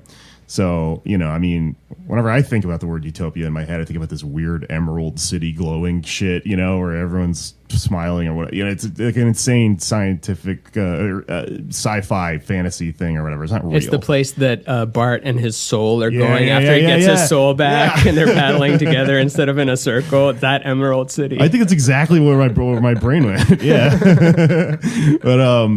But it's because it's an unreachable thing. You can't really point to anything and go, well, we had it once and it was this, it never really exists in real life. But I think as a concept, when we talk about a utopian society, what you're talking about, and this is the reason that socialism is the most important of the various, types of states or whatever, or non-states, if we want to get into that, is that what I would describe as a utopia is, in the socialist sense, a community, a society where the functions of the society, the end goal of them is the bettering of the lives of the people in the society. Yeah, that's how our bodies work. I always bring that up on here. I don't know if I've said it before, maybe on the Duncan podcast or something, but how if you're let's say you're part of your hand or your liver or any organ in your body, if it's needing help or resources, the rest of your body comes to its rescue. It's not like, no, these are mine. It's staying in the hand. Like the way that your body literally functions is through a socialist base resource level. And then once everything has its base resources, then other things can accumulate more. And it's like in the Ninja Turtles, game where you're almost at full health, but your buddy's like really low on health. Like you're going to give him the whole pizza because if you take the whole pizza, it's only going to refill you this little bit. But they would benefit a lot from the whole pizza. I love me a Ninja Turtles video game. Yeah, analogy. number 2, or the first one had the pizza too. I loved in video games that if you just ate food, it would heal your wounds. Yeah, I think Pete Holmes is a joke about that. I'm sure, or Gar or someone. I'm sure it's all been done to death. Every stand-up comedy premise that isn't extremely personal, and even then it's like already been, the personal ones have been done too because we're not that different. We're living pretty similar lives.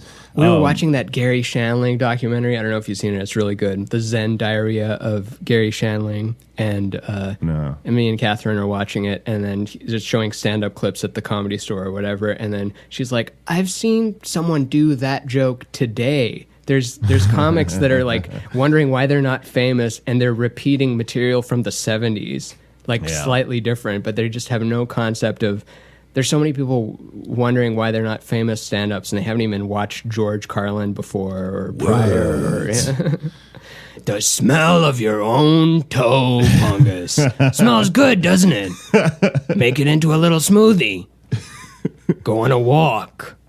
Big fat cock. Right in your ass. Bleeding all over it. That's what I like to think about. You ever think about stuff like that?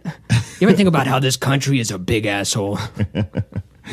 I think I like it when an impression of someone no longer even really sounds like them. It's just this weird thing we've made in our little communal minds. Yeah.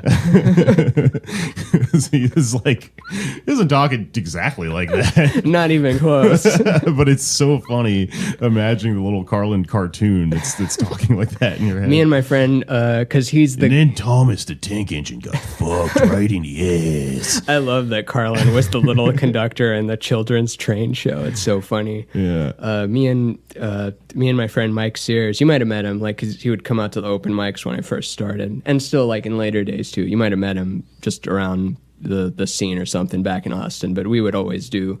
He's just such a good impressionist and does voices for video games and stuff, is always trying to get more work in that. But he's like one of those guys that is really talented at that, but isn't getting the, we all have people that are really funny and aren't in the comedy professional world. Like, oh, you could so dominate in this, but you're... I love people that are more hilarious than every comedian I know and care not to do it at all. It's the funniest slap in the face to all of our weird ego drives, Yeah, and like we would work on... He made this character called Henry Dingle, and it's like the quintessential, like when they're like, Seinfeld referring to Jerry Lewis, who Jerry Lewis is like, my hero growing up was Stan Kluman, and they're showing a picture of like this guy with a big smile. Like, I've never heard of that guy. That guy was a comedian in 1910 or something, but just the archetype of old comedian that is to be revered, but looking at through today's lens is just like, they're just making silly faces and going like,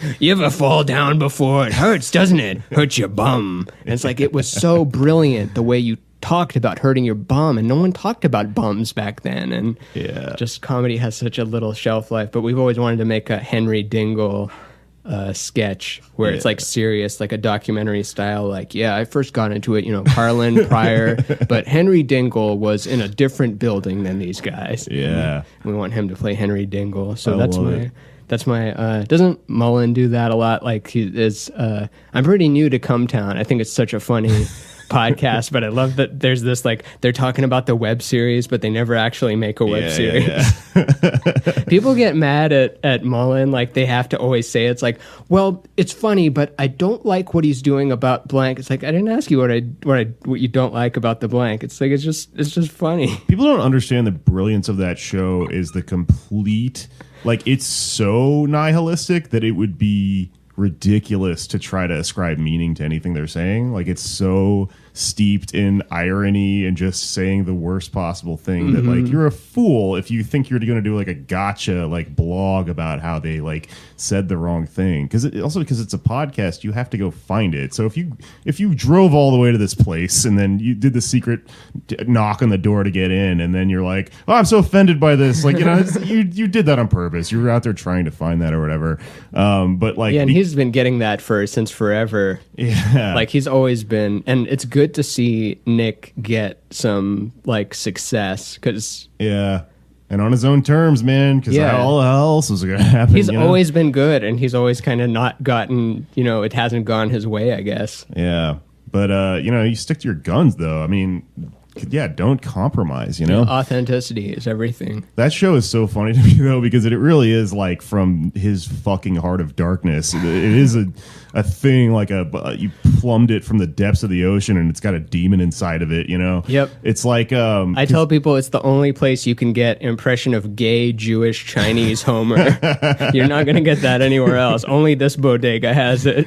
And it's like fueled, but this Patreon is fueled by like these creeps, like these crazy people who like the funniest thing about it is that like everyone, I ran into somebody the other day and I was telling him about Cumtown, and he was this leftist guy, and he was like, oh yeah, I think his fans don't like me. And I was like, it Danny? No. Danny Feltz? I know, because Danny's a leftist who's also a Cumtown friend. This is not a comic. Okay. This is, I guess there's no reason not to say his name. This guy is Tim Faust, who's a fucking awesome Tim person. Ferriss? No, Tim Faust. That'd be great as Tim Ferriss. He runs Party World Wrestling in Austin, a wrestling league. And he's also traveling the country doing like talks about Medicare for All, and it's fucking awesome. He's doing this like weird one-man tour where he's going to towns and like talking to people about their experiences and shit, and just like it's fucking incredible. Go see him speak if you can. But I was talking to Tim, and I was telling him about Cumtown. He said, oh yeah, I heard those people hate me. Like, he didn't really give a shit. He's not a comedian.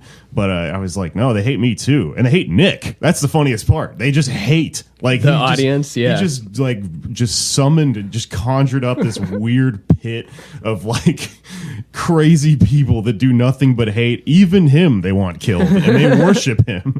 It's the funniest shit ever. This is a small segment of the audience, though. This isn't a large pocket of it, you think, is it? And where do they express themselves? Are they mainly on Twitter, on Reddit? Like, where are they? It's like Reddit and shit like that. Well, yeah, it's also, yeah, you're right. It's not everyone. I mean, the funny thing about that show is that, because I haven't witnessed this. I'd like to see where, like, what this underbelly of hate is. Go to Reddit and read their Reddit. It's fun. I don't read it because I'm pretty like okay, but I don't think my ego. I went on the Reddit once actually, and I saw a drawing of Nick having sex with Stavros from behind, and they're like Nick is saying.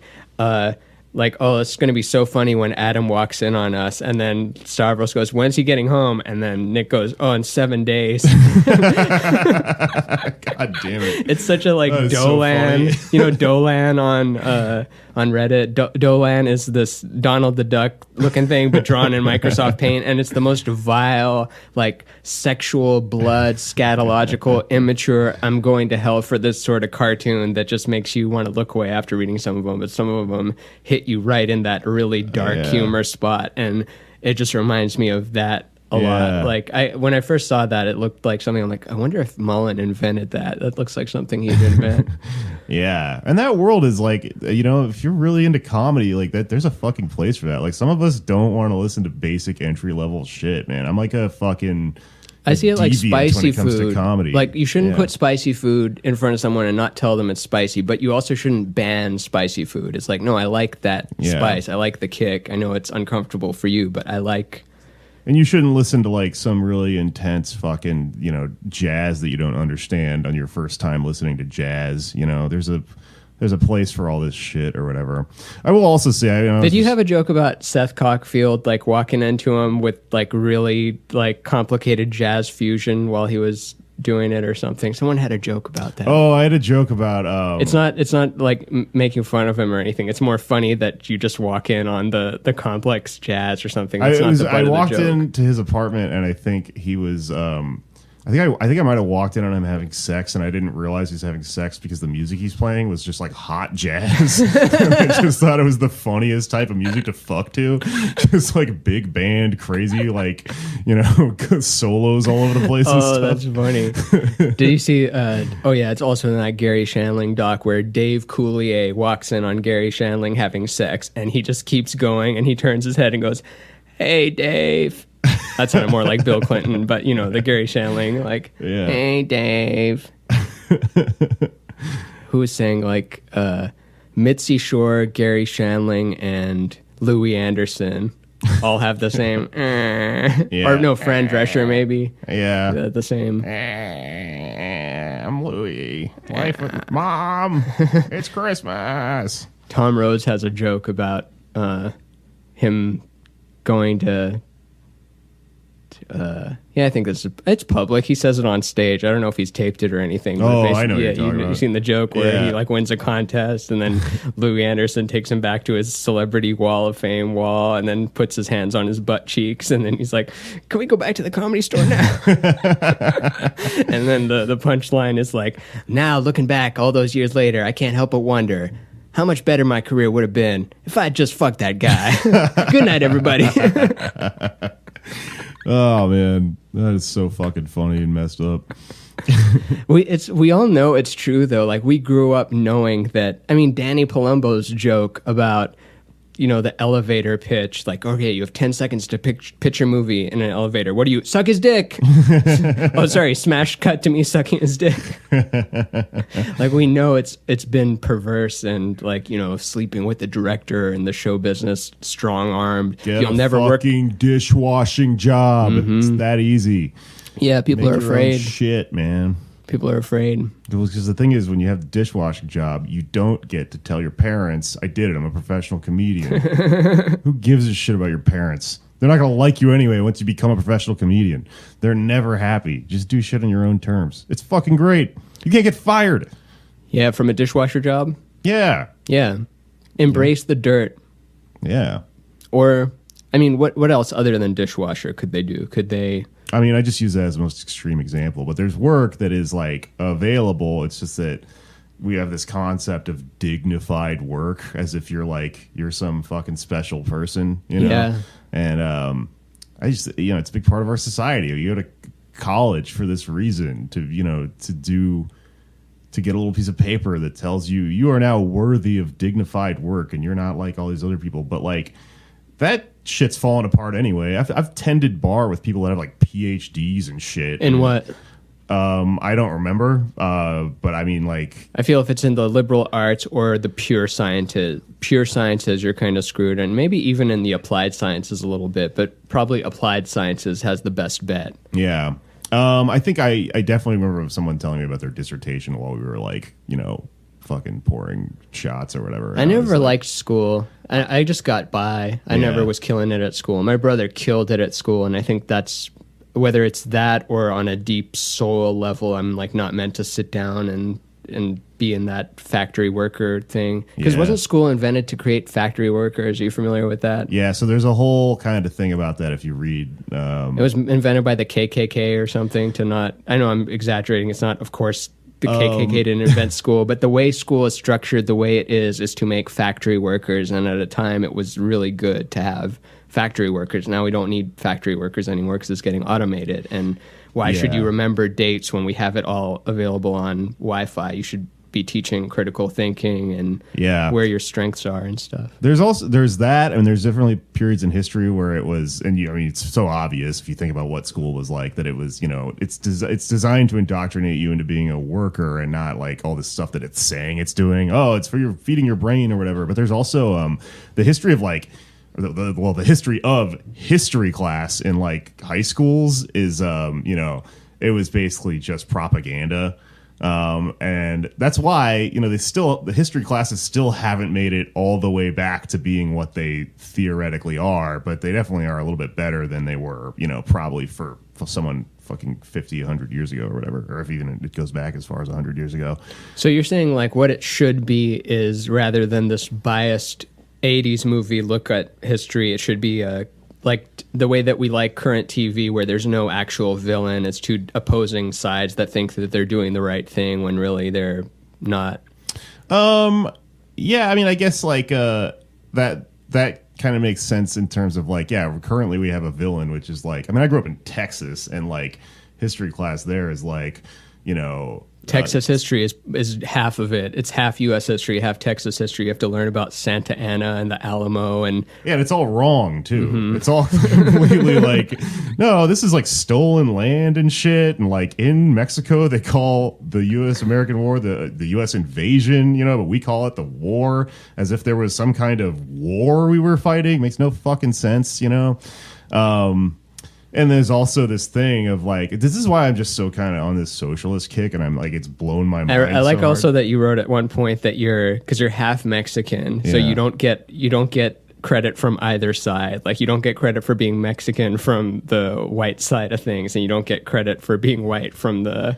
Yeah, well, especially because I'm doing all this shit I'm doing, which is pissing so many people off. So, like, the way I always tell people is that, the joke is like, if people go, what do you identify as? Are you white or are you Mexican? I go, it depends on who's yelling at me. they define it for me. I don't get to really define it. It's whichever one's worse and whichever one someone gets to use against you, guess what? That's what you are to society now. Does it hurt a little less each time that the internet gets mad? Or is it the same and you just kind of learn to get over it? I don't know. I guess maybe I numb the pain or something, but like then there's ego is a tricky thing. I mean, you always tell people like, I don't give a fuck. I don't care, man. Yeah, I don't care at all. We can't help it. We have to be accepted by the tribe. Like fear of getting kicked out of the tribe is worse than fear of death, because it just means pain then death. Because historically, if you weren't in the tribe, the lion would eat you or some shit. Yeah, well, it definitely depends on who I am getting it from, because like I get death threats from Trump guys all the time, but I don't give a shit because they're not human in my head anymore. They've crossed a line, and I can get there, and I think I understand like kind of how they got tricked into being how they are, and they're human to some extent to me, but like.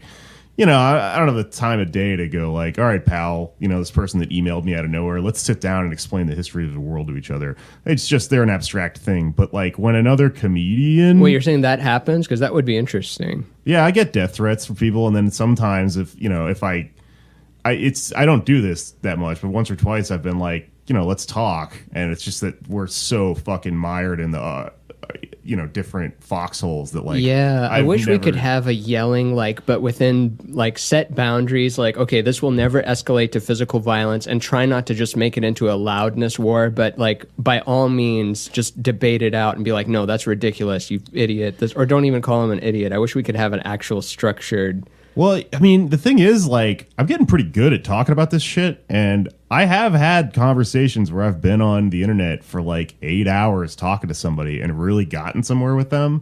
And maybe not, maybe it just all went away as soon as they stopped talking to me or whatever. But I have like had that moment, but then thought to myself, like, what am I going to go around the fucking world spending 8 hours with each individual person? And that's why I started my podcast. What about the bigger people? Like, not that maybe they'll come around or something. I don't know much about them, but do you fantasize about going head to head with like, I don't know, the Ben Shapiro and Sam Harris types of like intellectual people in a debate and calling them out on things? Yeah, maybe not those two specifically. Those are just two guys I pulled out of my head. I don't know if Sam Harris is right or left. I just know he's like he's one of those. He's somebody I would left. put it into like an individualist Jordan Peterson sort of camp. They're all Ben Shapiro is right wing, right? Yeah. Most of these guys, right wing loves red and blue, and all the other colors are just evil. Unless you're at a gun show, then yellow is okay. Well, like gun show can have yellow font, but like, oh man, purple in those camps, don't show them purple. Well, it's because they're nationalists, so everything looks like the fucking flag. Nationalism is so funny because people don't realize that they have it in their heads in America. Something that's really funny to me is like you'll talk to like fucking weird, conservative, angry Trump guys, and they'll talk about like North Korea. They'll be like, these people over there are brainwashed. They got these flags all over the place. They got these pictures of their supreme leader in their home. They worship the fucking government. It's like, look at you and your truck, dude, and your fucking weird Trump hat. Like, it's the exact same. Yeah, people thing. make that. I've seen that image in multiple different ways, but like they compare the extreme Islamist with their gun, their flag, and their costume, and then the extreme like redneck with their flag, their costume, their weapon. It's the exact same. It's the exact same thing, but there's this weird concept of American exceptionalism where people go like, no. When we do it, it's right though because this is the best country. What the fuck is that? Because Hitler or something. It's like we beat Hitler. It's like, well, that's different. Yeah. It's fucking wild that people believe that shit. But I would absolutely love to go fuck with like a Sam Harris or a Jordan Peterson or something. I think it would be funny, and B, if you do it on a big enough platform, like. There's eyeballs and ears on it, and then you can get shit out there, Do you have guests every pod, damn America? No, some of them we just kind of sit around and do round table like the news, and then about half of them we have people on. And I don't really do debate shit. Like, I don't really have someone on to... Because, honestly... That shit doesn't really go anywhere. You just end up yelling at each other in circles like you're a pundit or something. And when I said structured debate, I didn't mean structured in that, like, okay, you get 2 minutes and then we cut you off and then you get 2 minutes. But just the same way that I hate that we can't do that. And also with money, like, I ultimately wish there wasn't such thing as money, but I hate that there's this taboo around money where I wish that when we're negotiating for money that we could play, like, with board games. It's like, okay, this property for $50. Like, fuck you, $50? No, 20. I wish we could actually negotiate that. And being a freelancer, I guess, when I'm doing posters or animations for people, like I'll send out a number, but I can't include like, but if you can't do that, I'll do lower. I just want to like work something out. I can't do that because then that signals something, but sometimes I'll give a number and then I don't hear back. It's like, come on, negotiate. Come back with a number. I don't care. It's arbitrary. Yeah, I wish there was a better system. I sucked at freelancing for the same reason. Yeah, because you're like, look at our comedy. Your comedy is sometimes it's worth $2,000, sometimes it's worth $0, sometimes it's worth $50. What is your comedy worth? It's so dumb. It's so arbitrary. Yeah. It should have inherent value. It should be worth what it's worth, like as its own thing, which is... It should definitely be worth a cut of whatever the fuck it was sold for. Yeah. Which often doesn't really get... But how much energy is wasted keeping track of these papers with numbers and like this person owes this to this? Like we're experiencing so much friction. I wish we could be like ants that... Yeah.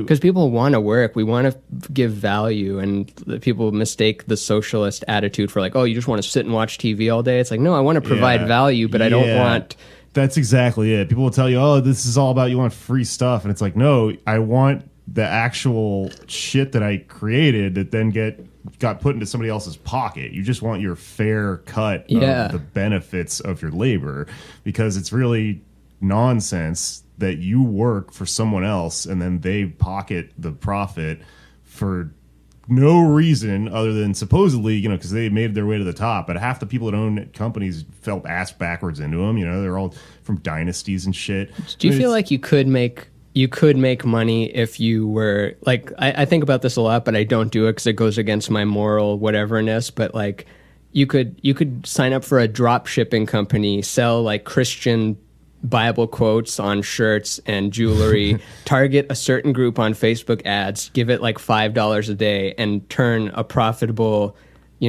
business thing. Like, but why? Because you don't feel like you're providing value then. So I don't want to do that. But I just always think like, if I really wanted to make money and that's all I cared about, I could do that, but I can't. If I didn't like comedy and have an artistic drive, I think I would probably just do shit like that, because it'd be either one or the other. Like, either your life has meaning, or the purpose of life, as a lot of people think, is, to make money and, ascend and shit. And that's, if that's what you really believe, yeah, you should just be running a scam, because that's the best way to make money. That's why art is so funny to me. Like, when people apply this capitalistic, end goal to like being a comedian, I'm always like, if you want to make money, this is the worst thing. You picked the worst thing. Like, if that's important to you, go into business. Go make a fucking. It's interesting hearing, like, I've heard Kamau Bell say that too, because he'll be like, look, I'm a capitalist. What I'm doing is I'm trying to do what Kevin Hart does. Like, I'm doing it in my own way, but like at the core level of it, he identifies as capitalist, which I thought was interesting. Yeah, that's neoliberalism. Yeah, that's someone who is, the face of what he does is it's about justice or whatever. But how? Justice for him individually, and that somehow it just trails off into like somehow that affects everyone else. How? It doesn't make any fucking sense. Does he get into beefs with people, or do you get into? Because sometimes I notice, like, I think, who was it? I might have seen like Ron Funches or something post-its like, I do not like Jake Flores. I'm like, what's Jake up to now? Because I like Funches a lot, and I like you a lot, and I'm like kind of looking at it as outside. It's like, there's something's going on. But dude, it's the dishwashing thing. I get into this with people because I'm the only person that doesn't have a fucking reason not to just express an idea. And it's not like a fight. It's just like a fucking, someone proposes an idea and then everyone else falls in line, and if you go like, I don't know about that, I think it might be this other way, it's now seen as this egregious crime against whatever. Do you think because a lot of communication is lost, like non-verbally, like when we're seeing an email or a tweet, it's absolutely like they're in just real life projecting the worst onto you? We wouldn't be screaming at each other if we all just hung out at the same bar. I mean, it might happen once or twice, but it wouldn't be like this all the time. We would be sitting around fucking drinking coffee, smoking cigarettes, having an intellectual conversation about whether Roseanne is good or not. But instead, it's it's just war. And that's what I got into it with him over. His take on it was it wasn't just that he likes Roseanne. He went like, y'all can't handle Roseanne, and I'm like, I think people. It's not that they can't handle her; it's that she's an open racist, And I don't think it's you should belittle anyone for kind of going, that sucks, it doesn't mean, we're having an agitated all-out fight, but just to insult anyone that doesn't have your specific compromise on that issue is like kind of whack, Yeah. But then the whole thing went into internet world and got into us yelling at each other, and he makes more money than me, and he's more famous tthan me, and he's in that world. So he says he's being bullied by me, How? I have a fucking dishwashing job, How's this happening? Like, I think maybe not with him specifically, but people who've experienced that success and are in that circle, like they're defending people that they've met personally, whether it's like Jen Kirkman or someone who comes off really bananas on. I get it. And I also have a lot of friends that are in that situation that will just sort of hush go to me like, you're totally right, but I got to do this. And I totally get that. It's the weird thing where you then go, well, I live like this, so everyone is wrong for not also living like this. Yeah. When you start to insult other people over it, then you have an insecurity and a weird ego thing, and fuck you. I mean, it affects me. If you say it directly to my face, I'll tell you that I think you're wrong about it. Yeah, and we're all insane narcissists just by even being in the stand-up world. Like, we're already compromised just by having become this. Yeah, no, it's already set us off the fucking deep end. I mean, that, and then, like, social media just as a thing, it's just sharpened everything up. It's turned it up to 11, you know, this I think that this goes back to the optimism thing. I think that we're still in the infant stages of the internet. It's not going anywhere. Remember, they thought that the internet was a fad. Then they thought Facebook was a fad. None of this is going anywhere. It's only going to... Someone once said, time doesn't pass, it compounds. So everything that's taken place, it's layered upon layered upon layered upon layered. And yeah, I know time does wash over stuff, but like it's still retained in its core. Like Teenage Mutant Ninja Turtles didn't go anywhere. It's an 80s cartoon. Now there's 60 different Mutant Ninja Turtles games and things. Like it's retaining these new archetypes or something. And man, that had a point to it. What was it? Do you know what the point of that was? Sometimes it's gone. Where did I start off with that? We were talking about the ego thing with the internet. Oh, yeah. The optimism of the internet. Optimism. Yeah, optimism of the internet. So right now I see it as like it's a teenage internet. We're still very angsty. Oh, that would make a great punk song. Yeah, and listening to all this stuff and hating the parents or something. And then I think the same way that Pokemon Go brought people together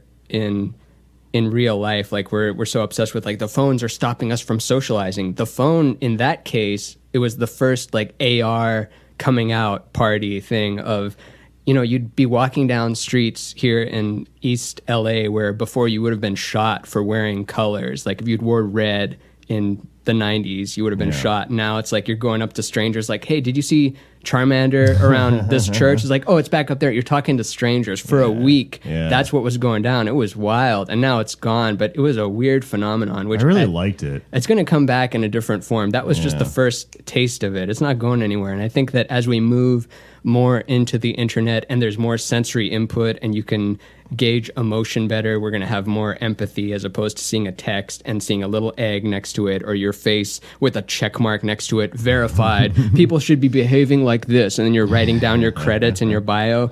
How can you not hate that person that's writing the thing? Like, didn't the guy who's the Pod Save America guy, he was complaining about the LA power outage, like this is unacceptable, and he got so much shit for it. It's like, do you know how the electrical grid works? Do you know how what it takes to repair that during a heat wave? And you're supposed to be this like utopian society guy. Oh, I don't know him. I just kind of went down that little thread. I love those guys. I started a podcast making fun of their show specifically. Do you know them? No, hell no. Well, actually, I don't, but I'm connected to some people that Wait, do you love them in that you love making fun of them, or you actually love them? I do not like them. I like making fun of them. Because I don't know their podcast or anything. That's the first introduction of them. They're the neoliberal gotcha. podcast. Yeah, that was a huge tell where they were making fun of, or not making fun of, but complaining to LA Water and Power, like, at least give us an estimate. Like, I wouldn't know how to give an estimate for that shit.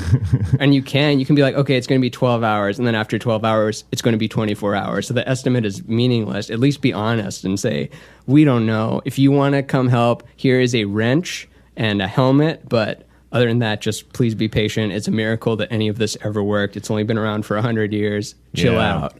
Social media brings out something really weird in people where they feel like they need to performatively complain to like companies and shit. Yeah, the virtue signaling thing. I know the virtue signaling has been co-opted as maybe it gets seen as an alt-right term or something, but it's real. Yeah, that word is clunky, and I think it applies to a lot of different stuff in a lot of different ways. Because there is empathy and there is compassion, but sometimes it's a mask, and you're not actually compassionate. You're actually just... It drives me crazy when people cash in like for cool points, for woke points. That's I think a virtue signaling thing. Or that's a How old is woke? 3 years? 2015? Yeah, something like that.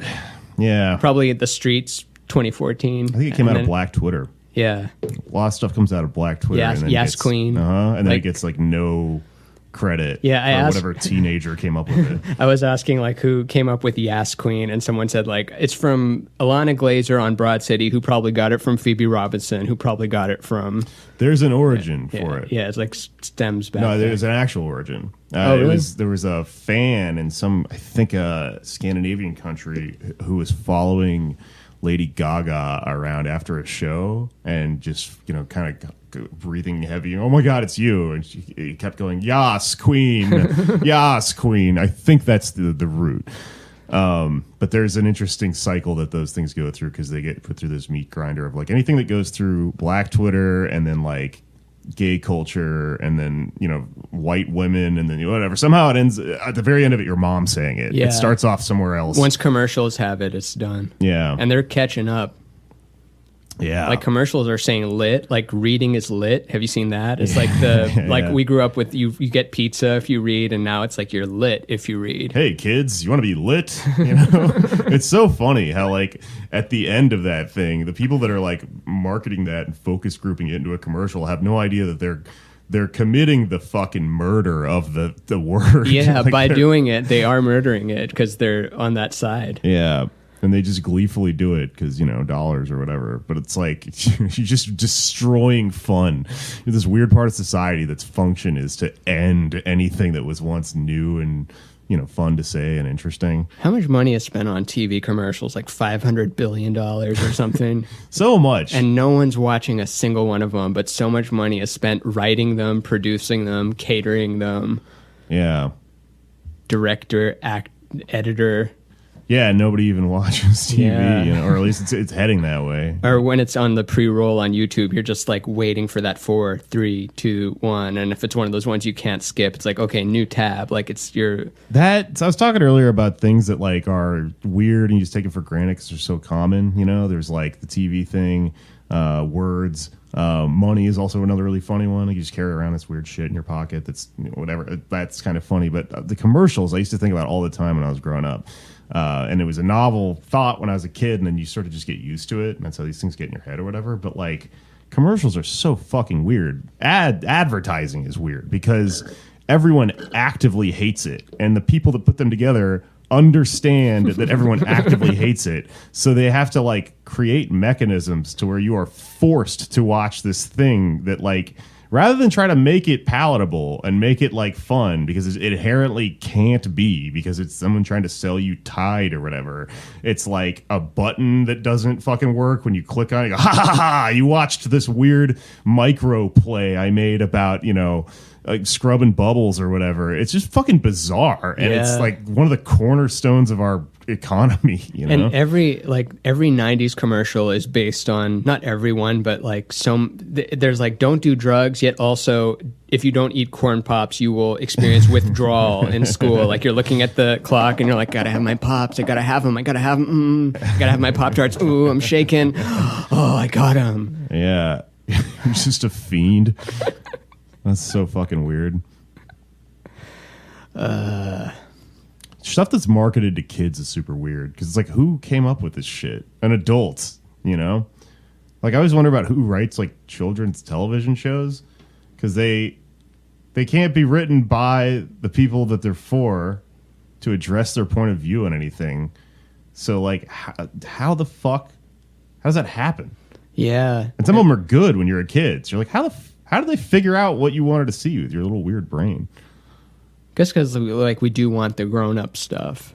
Yeah. That's why Pee-wee is, or the stuff that's really good is the stuff that has the adult stuff embedded within it, whether it's Rugrats or Rocco that's or true. SpongeBob. I loved Ren and Stimpy when I was a kid. Yeah, It's because not- you watch it later and you're like, oh, I didn't even catch that when I was growing up. I remember in Simpsons when Homer said, like, because they stop him, like, what are you doing? He's like, I'm pursuing my interest in pornography. Yeah, and I didn't know what pornography was, and I thought it was so funny. I like didn't even know what this word was, but like I thought he just made up a word. And Yeah, they told jokes so well on that show that you could not understand what they were saying, but you just you understood it somehow because you understood like all the parts around the joke and the implications or whatever. yeah, do you think Apu is problematic? Not really. I think. How dare you? I don't know, man. It's the answer to that is that if you asked a bunch of different people who are all potentially affected by that, you would get different answers. Yeah. So there's not really an answer to that because, like, I could tell you my personal relationship with The Simpsons being half Mexican, half white, grew up in Texas. Do I think the Bumblebee Man is problematic? I think he's fucking hilarious. Yeah. Because I used to watch Telemundo and not understand what was going on, and that's the comment they're making with the joke, right?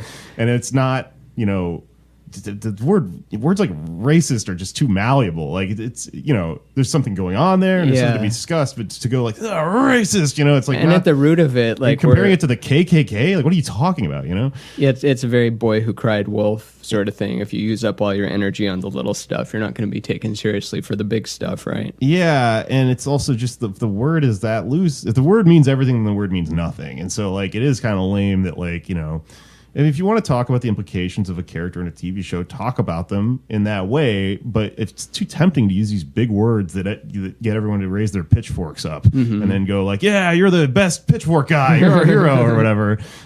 So like, with something like Apu, I think that the diagnosis might be correct. It might be that there's something going on there. But my problem with that whole documentary and the way Hari Kondabolu kind of went about it was that he had a very fucking word of the day neoliberal solution, which is that he's like, Apu shouldn't be working in a convenience store. He should be competing with Mr. Burns. Like, that should be the story. He could, because he's got a computer science degree and stuff. But the story can be whatever, but the implications of that I think are very lame because they are like, these people don't like art. Like they don't like fiction. They think of, movies and TV shows as these things that are like action figures for children. Like this is your role model and, you're an idiot. So these things are going to teach you about the world or whatever. But like to treat characters in a TV show like that, especially to do it in this very neoliberal way where you go, well, if we make Apu rich on the show, then that'll somehow make Indian people rich in real life. Like it doesn't fucking work. Just money. The answer is money. It's not any of this cultural bullshit.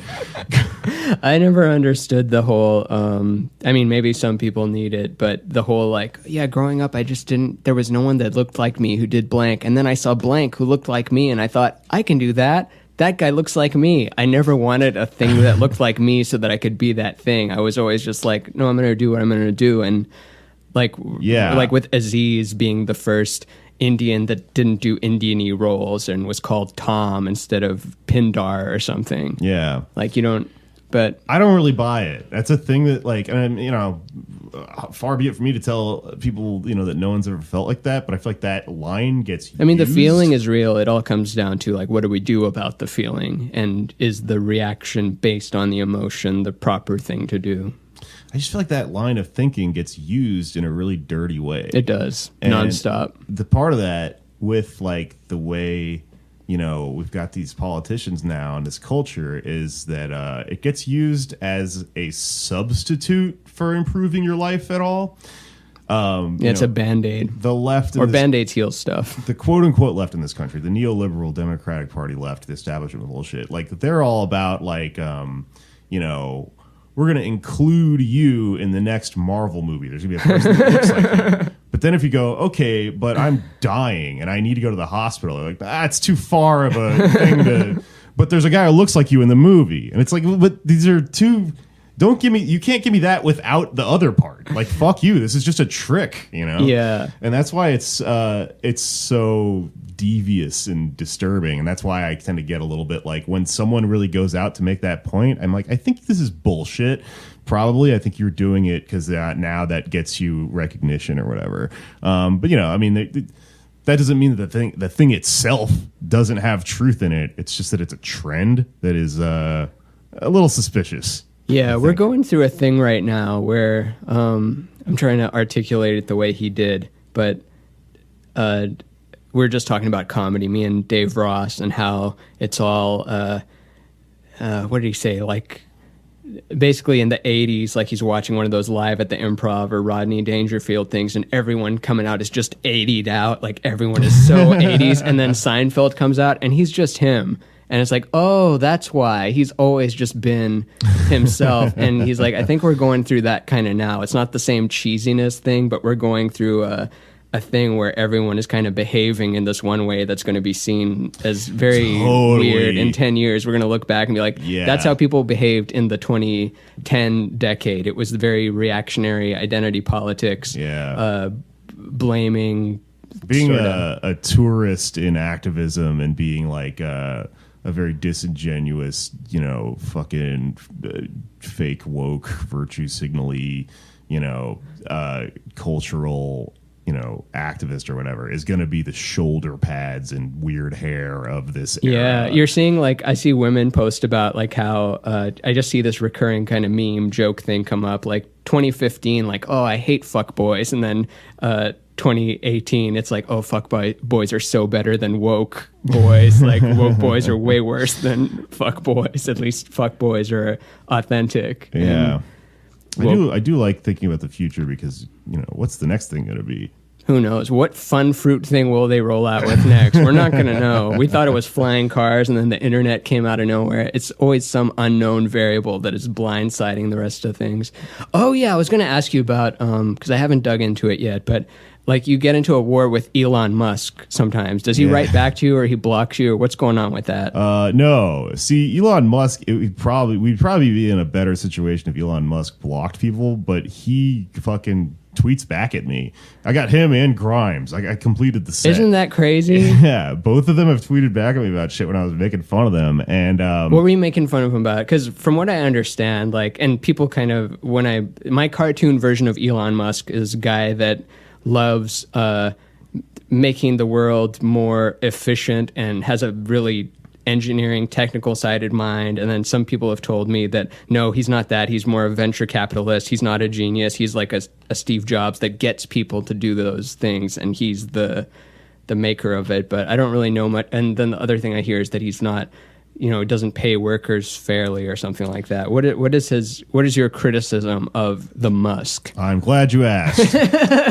So the thing about Elon Musk is that, his brand, which is sold to you through this, meritocracy neoliberal myth, is that he's this guy who made it to the top of this company because he's a genius inventor, yada, yada, yada. He's this character like Hank Scorpio or whatever. He's this great man, right? But in reality... You like these shoes? Then you don't like them? Neither do I. Get the hell out of here. Yeah. In reality, that's not true. That's not how things actually work. It's not how people get these jobs. There's a very complicated story about how he sort of fell ass backwards into this job. He didn't invent a lot of the stuff that he sells, and he got rich by delegating out all this labor. And, he's one of the worst capitalist tyrants currently working in the world. His workers tried to unionize because they don't get paid enough. Like a certain percentage of them are on like food stamps and stuff. And his thing doesn't pay his workers a living wage, right? I heard that he had like a secretary that wanted a raise, and then he said, take a week off and we'll see if we need you. And then like after a week, it's like, oh, I guess we don't need this person. Never mind, you're fired. Yeah. And it's more of which I respect that. I mean, it's not nice, but I respect like, why would you... you can't have a whole society that doesn't fall apart because of that, but why should he pay someone that he doesn't need at his This is why company? You cannot reform capitalism from within the neoliberal thing. We can't fix capitalism with capitalism. This is a breaking point. There's a Fred Hampton quote. Fred Hampton said, he was like a Black Panther. He said, the answer to white capitalism isn't black capitalism, it's socialism. You can't answer this with, we want to ask people, you want to look at why capitalism is bad, look at Elon Musk. This is a problem because he is doing things that make sense in his own interest, like firing people and like not letting his employees unionize. That is bad. That in itself. Which employees? All of them, or just the factory ones, or what? I can't remember off the top of my head exactly how this went down, but I think it was a factory, and so his employees tried to unionize, and you know what he did? He said he offered them a roller coaster in the factory if they didn't unionize. It's the funniest shit ever. That's the funniest picture in my head, just imagining the way he talks too, like so kind of soft spoken and like, well, what we could do is he also, meanwhile he's telling these people, well, it's going to affect our profits, and we can't afford this. He's shooting cars into space and shit. He's doing all this extravagant shit himself, right? He also, here's another great story about him. One of his wives when they got married. The Westworld one? I can't remember which one. There's one, I think he's been married 3 times to the girl that's the main host in Westworld that tells you to pick the white hat or the black hat. I haven't seen it. You haven't seen Westworld? No, but it makes sense that he would have watched it. Yeah. I don't know if he's watched it. He was just married to one of the actresses. That'd be such a power move to not watch your wife's HBO TV show. Probably something he would do. He said that when he got married, or she said that when their first dance at their wedding, he leaned into her and he said, I am the alpha in this relationship. And she was like, excuse me? It's like in Game of Thrones where Tywin Lannister says, any king that has to say that I'm king is no king. Yeah, there you go. I am the alpha. You're already not the alpha if you have to say you're the alpha. So then she goes, I'm not your employee, I'm your wife. And he goes, if you were my employee, I would have fired you by now. This guy's a fucking loser. At the wedding? Yeah. Damn. How is that? Is that true or that's a myth? No, it's true. It's documented. She said it. Wow. So to get this back around to why he's tweeting with me, it's because he doesn't actually do anything. The CEO of a company like that is the brand. He's the face. He's on Twitter all day. He doesn't do any of the shit that warrants the amount of profit he's making. He's a fucking asshole. He's kind of doing like. He says he's going to clean Flint's water now, which is like fine, but he got bullied into it. He's also like, what's his response to the? Because surely his roller coaster thing is met with criticism. Does he respond to that criticism? Does he have a solution better than socialism that he's behind? Like, look, I'm going to build this underground thing, then this overground thing, then these satellites, then we get base income. But until I build that, then everyone has to be quiet. Is he like that? So that's kind of where he's coming from, where it's like he should be in charge of society, which is, bad. But also he's an idiot. Like, he's not a smart person. So like, he's kind of like a teenager right now, where like, a lot of the stuff that he's tweeting about, he's on fucking Twitter all day, is like, a while back he made this hot claim that he's like, you know what, actually I'm a socialist and you guys aren't. And his explanation of that is like, well, I'm a socialist, I just don't believe in redistributing the wealth to people who don't deserve it, which makes you not a socialist. But he was just describing structuring his own company into a capitalistic way. He's insane. It makes no sense, right? So he says shit like that, which is hilarious and completely wrong, and it's like he's never read a fucking book about any of this shit in his life. But also he says hilarious shit like when him and Grimes started dating, he would just tweet out. They just had this like hot topic goth sense of humor. Are you tempted to edit a video clip of Frank Grimes from Simpsons going like just that loop and like sending it to them? I would be if I didn't think it probably already happened, because people just dunk on him so much online. But he tweeted this thing out like where he was like doing like teenage random humor, and he tweets an emoji of a snail, and it says like, this is Gary, he's a snail. And you're like, God, are you fucking 12 years old? Like, what is this? So then later on he goes, he says, he goes, most socialists are, they went to a fancy college and they have no sense of humor, not like me or whatever. So then I showed him a picture of his own snail joke. And I was like, you have a sense of humor of a fucking 12-year-old girl. Like, what are you talking about? And then he just sort of tweeted back like, so you're saying I have a sense of humor? Like actually, like I said, you're a topic of conversation in our household. There was, that was something that, because we agreed with you on the sentiment, but then Catherine goes like, "Oh, I've got beef with that statement because you're saying 12-year-old girls aren't funny, because Autumn is funnier than all of us combined, and Autumn is Chris Copperwheat's daughter, and she is the queen of Sting and has the best like." Oh, she says the funniest shit than anyone I've ever heard before. But I get what you mean when you say 12-year-old. I totally agree. Girl. I actually thought about that when I was writing about that, and I didn't want it to come off that way. But I also was just like, what's going to hurt his feelings? Yeah, you know, because it's true. It's both. Like the average 12-year-old girl is probably not going to be funny the same way the average 12-year-old boy is not going to be funny to us. But there are some of them that just have it, and it's like, oh my god, who told you that? Where did you hear that? How are you that funny at that age? What content did you absorb to have led you there? Or you're just doing it on the natch? That's crazy. If I was going to try to fix that joke, I would have tried to maybe specify more the type of person I was talking about, which is like the so random, like that type of person, you know? Remember in Facebook, and these albums still exist, but everyone has an album called Random. Yeah. Back when we uploaded Facebook albums. Mm-hmm. Before we were just live streaming stories that disappear. And then like pictures of people just doing gang signs that are just vague V's and shit. What the fuck was that? Yeah, but you know, so he fucking gets into this thing with me and that's it or whatever. But the takeaway here should be like, this guy doesn't do anything all day. Also, he has so much money. Why is he on Twitter at all? Why? You know, what's the point of it? Why does someone post? Well, it's because he's a bored asshole and he's that much money doesn't fulfill your life. Yeah, wouldn't you want to just wouldn't you want to just have fun if you had like even $500,000? Like, wouldn't you That's just want what to everyone thinks, but does anyone actually live like that? Never. Yeah, it doesn't give you joy. It actually separates you from everyone else. Yeah, Dan Harmon had a little rant about that. It's like how that's why we tell stories, because you're going to be more, you know, happy in the apartment with the neighbor that you can't stand and the noise and the friction of that dynamic, as opposed to the big house where you build up walls and are separated from everything. He articulated in a way that came full circle, you know, the way he does in those drunk rants that are filled with little dense pockets of wisdom and stuff. Yeah. But yeah.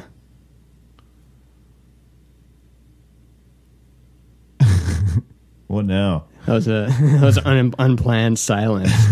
I enjoyed it. That's good. I mean, we should probably wrap it up pretty soon. We've got like a good 2.5 hours. Maybe go to the 2.5 hour mark and then wrap it up. You cool Let's with do that? it. Yeah, dude, I'm into it. Yeah. Or like, do you have to be out of here by any time? No, I got nothing going on tonight. I got kind of a dead night. What happened to the Ice House? I did it.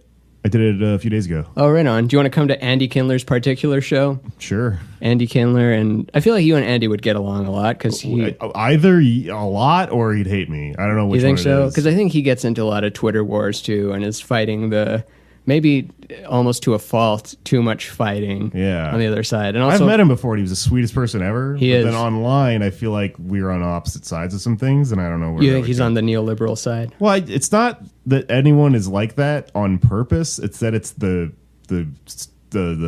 default. Yeah. It's the culture or whatever. And so like a lot of people just naturally fall into it and then are extremely offended if you disrupt it. And it's not because they're a bad person. I don't really think most of these people are. I'm kind of a humanist. Like, fuck these Trump people send me death threats, Elon Musk, Ron Funches. All these people I really don't see as like inherently bad.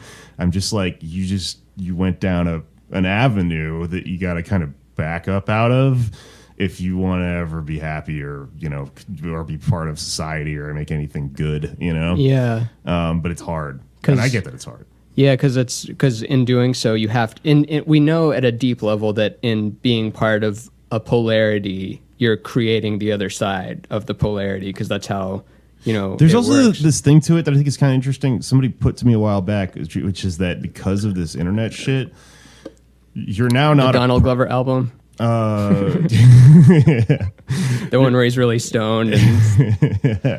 And you're now expected to be a brand and not a human. And humans are allowed to be forgiven, but brands, if they do something wrong, your advertising gets pulled and you're now like, you know, cast out of society or whatever. And everyone's held to too high of a standard because we're all, you know, posturing a little bit and trying to appear to be right about shit. And there needs to be, I mean, it just wouldn't be happening if we're all hanging out in real life. But yeah. It's the internet thing because you're all, you know, publishers to some extent. I think that's what, not on a conscious level, but I think that's what led to because on all my platforms, I'm a skull with a rainbow brain inside of it, and I just post animations and stuff. You're not really seeing me. I'm not really uploading pictures of my life or my opinions. They're like they're opinions, but they're not, you know what I mean? They're not embedded within the world. So then at some level, I'm separate from my brand. My brand is that thing, and then I'm my own guy, so that I don't have to put my picture everywhere and pretend like, because I know that's not me. Like a picture of me in the thing is not me. I'm kind of jealous of people that can do that because it's like a Monopoly piece. I'm the thimble, I'm the dog, I'm the car. Like I see the skull as that. It's like, this is my game piece. I'm posting my cartoons on here because that's what I like to do. I like to draw and I like to make stuff, and it appears that there's a group of people that like what I do and more so, and I just want to find those. I don't want to subject my stuff to anyone that doesn't want it. Like, you should listen to, do you know who Slavoj Žižek is? Slavoj Žižek? Yeah. No, but I love it already. You would like him, I think. He's insane. I don't agree with everything he says. He's kind of an accelerationist. But is there anyone who we agree with everything they say? Because we have to say that about everything now. It's like you bring up a controversial guy. It's like, oh, I realize that he did this. But you know what? That came from a little voice in my head that was like, people are going to go, he likes Slavoj Žižek. And I had to qualify. We're insane. We driven ourselves fucking insane. Yeah, who's pure good? Trevor Noah or something? Like, who's this perfect thing that we're pointing to that's like, I agree with everything he says?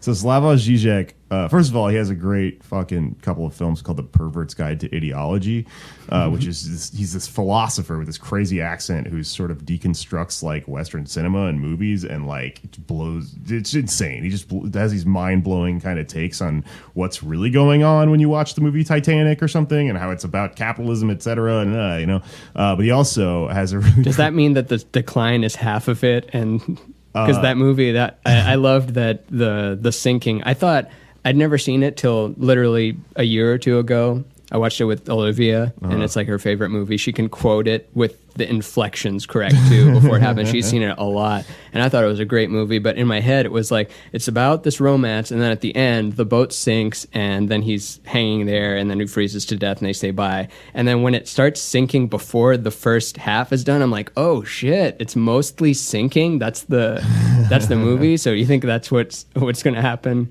That's so interesting. Where the sinking part happens to more, or go on, because you were describing Slavos.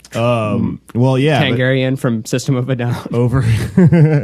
Oh man, I got a story about him. The System of a Down guy. Yeah.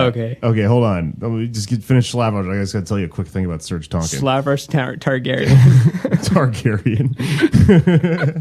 So Slavoj, you should watch this thing he did about Pokemon Go, because he talked about that concept of the avatar a lot, which you're just talking. Oh, you said your little brain skull is your avatar, right? Well, he's like, yeah, this is how all video games worked until Pokemon Go like destroyed our concept of that by making you the avatar or whatever. He's got some crazy thing about it, but I think you get high and watch him, you'd probably enjoy it.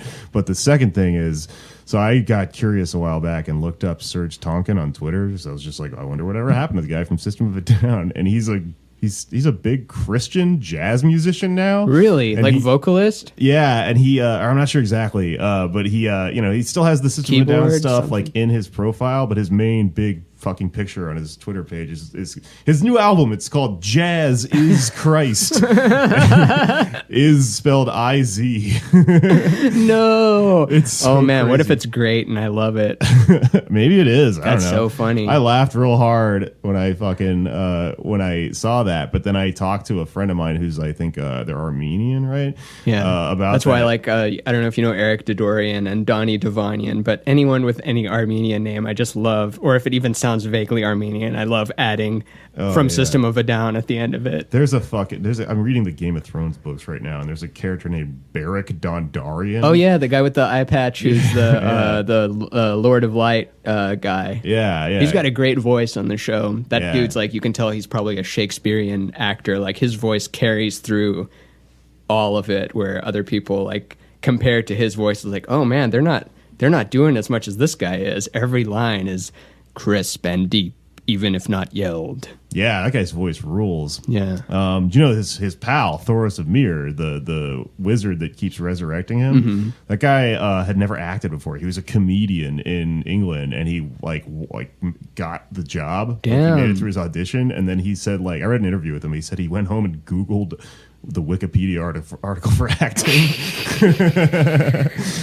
But he was like a comedian in the UK, which is they have kind of a different concept. They're called presenters. So they're because they host it, right? Yeah. Their main thing is hosting. Yeah, I've met a lot of UK comics here in LA, and I love hearing their, like, you know, instead of New York LA kind of comparison, they're always doing UK LA. It's like, well, in the UK, the clubs pick the person who's the most funny and good, not just their friends. Then you come here and you see that, oh, they're just booking their friends on the show. Yeah. I'm like, yeah, isn't that welcome to the party? Yeah. You're saying it works good there? They also have healthcare that's nationalized. National health care. Imagine that. Society's different in Even many with- ways. What about Brexit? Do you have an opinion on Brexit? Not a very funny one. You know, it's interesting because it's you know, it's a product of nationalism, which is a thing that as capitalism crashes into the rocks at the end of its course is tempting to, you know, like this country. We saw it fucking happen, and you know, it also happened in Australia too, right? I don't know. Dick I heard about Australia politics. has a, because I was at this thing with this New Zealand couple, and the New Zealand couple was saying that it's like U.S. and Canada. Their Australian has a Trump kind of guy, and then New Zealand has a lesbian prime minister with a DJ wife or Wait, DJ girlfriend. Is it Nanette? Is she the prime minister of New Zealand? I like that you're calling her Nanette. Her name's something else. It's like Hannah Great Gatsby. It's Hannah Gatsby. Yeah. Which I think it's a correct opinion, which from what I understand, it's people are lording this as like new groundbreaking comedy, but really it's a one-woman show, and comedy is a different thing, and comedy is based around, you know, the joke and keeping it going, and not because it probably is a very good Somebody described that very succinctly as the last Jedi of comedy specials, because it just broke everyone's mind. Like, not the thing itself, the arguing about it, and the weird shit where we go, oh, if you didn't like this, well, that means that you're one of these types of people. All this shit that didn't exist years ago when we used to just watch a thing and then talk about it with our friends and go, I thought this, or I didn't think that, or whatever. I mean, it's fucking weird that your cultural, like, tastes and just reactions to shit are now fucking tantamount to, like, political action on a level of calling something racist or fascist or whatever. It's a fucking movie. You saw it and you were like, I don't know, I thought this or I thought that, you know? Do you think that it's normal, though, like the same way that we have an internal war within ourselves? It's manifesting in the whole world as we become one thing, or at least become aware that we're one thing, because it's happening. Like we're looking at Instagram stories through the POV of 100 people just in the morning, like, okay, this person's at the pool, this person's eating this thing. And the next level of that, as we get into VR mode or contact lenses or just implants, or even just looking at your brainwave signature, just experiencing life as this person, I just see this trend of experiencing life through all the angles, and we're fighting because that's what we're doing inside ourselves too. I should have gotten up earlier. I'm a piece of shit. I should have done this. Like, there's a lot of self-war going on, and it's manifesting as the war between the little monkey people walking around this blue rock. Yeah. Projection, I guess is what that would be called, right? I wonder that a lot of the times, you know? You look at somebody who's real mad, and you're like, this is more mad than is appropriate. Yeah, they're walking around at thing. a 7 or something, and then you do something, and then they're at a 9. Why were you at a 7 to begin with? And what are you really mad about is the question, you know? I don't think it's this, but I think it's just you're in a situation where this is the only thing that makes sense to explain it as being the solution to. Yeah, I feel like that's what relationships teach really well, is that the fight is never about the fight, or not even fight, but, you know, the disagreement, the argument, the uncomfortableness in a relationship. It's like, it was never about the thing you think it's about. It's about an underlying buildup of stuff that led to that explosion. It's never about the thing. Yeah, but now instead of having that with one person, you have it with everyone in society. That's like insane. That's an overload, you know? Yeah, every day and then more. But it's gotta reach some kind of conclusion. I think after we hit that conclusion, I think it's going to be a new golden age. Or the end of all things. But it's not going to stay the same. We know it's accelerating. It's reaching some kind of climax. Yeah, I think that maybe like the fundamental difference between the directions that you and me are both looking in right now. I have been ruminating on the end of the world a lot. I went on tour with my pal Mishka Shubali recently, and he in the description of one of the shows, he said he's a fucking hilarious writer, and he said something that like summed it up, where he was like, I play songs about something. He said it in a really funny way. I can't remember what he said about his, but he was like, I play songs about heartbreak. Jake does jokes about the end of the world. And I was like, yeah, that's kind of what I'm doing, is like jokes about the end of the fucking world. You know, that's like something I'm ruminating on right now. And it's I like to talk about on this podcast, I've brought it up like 7 or 8 times, but the 4 horsemen of the apocalypse. Hell yeah. Yeah. Apple, Facebook, Amazon, and crap, always forget the 4th. What did I say? Apple, Facebook, Amazon, Google. Yeah. Google, and each one of them taps into a certain organ, and you can't become that big unless you know what organ you're targeting. And Google is the brain, it's the mind. It's like you want to know something, you type it into Google, you don't really question where it came from, you just ask the prime intellect this question. Facebook taps into the heart, or Instagram, also owned by Facebook. You're getting literally little hearts show up. You want to feel connected to people. It's tapping into that organ. Amazon is the gut. It's about having more. Amazon Prime Fresh, have it now. There's no penalty for having too much stuff, but in evolution, there's a huge penalty for not having enough stuff. And then Apple taps into the gonads because it costs more and it's a status symbol, and it's not a better computer. It's just more like, look, I've got the new iWatch. Do you know what you just described? What? The 4 fucking suits of the tarot. Ooh, I didn't know that I didn't know that the 4 horsemen and the tarot had a connecting point. What's the connecting point? I don't think that they do. I think what you just described as the archetypal meanings of those 4 things directly corresponds with the 4 suits of the tarot. There's the sword, which is like a suit of like kind of action. That's the gonads. Okay. There's phallic shape too. There's the cups, which are like, they're the heart. Literally, the reason that your heart, your cup full, let it run full. Yeah. The water thing. The reason that playing cards are fucking hearts, spades, clubs, and diamonds is because they're an evolution of the 4 suits, the 4 tarot suits. Oh, that's cool. I didn't know that. Heart comes from cup because it's something that holds liquid, right? And it also represents this like weird, like certain things about your own being that it's very like id based, because it's your life force, right? And there's swords become spades, staves, magic wands. Those become clubs in the other deck, but that's also the mind. Those are intellectual pursuits, right? And then what's the other one? Fucking coins, pentacles. That becomes diamonds, and then that's gut, because it's your material needs. Right? Yeah, it's what you buy. You buy food and you buy all this shit to stay alive. That's or whatever. crazy. That is fucking crazy. I'm not making this up. Like, I think about this all the time. There's archetypal shit going on. Both just came to that from like separate ends. That's insane.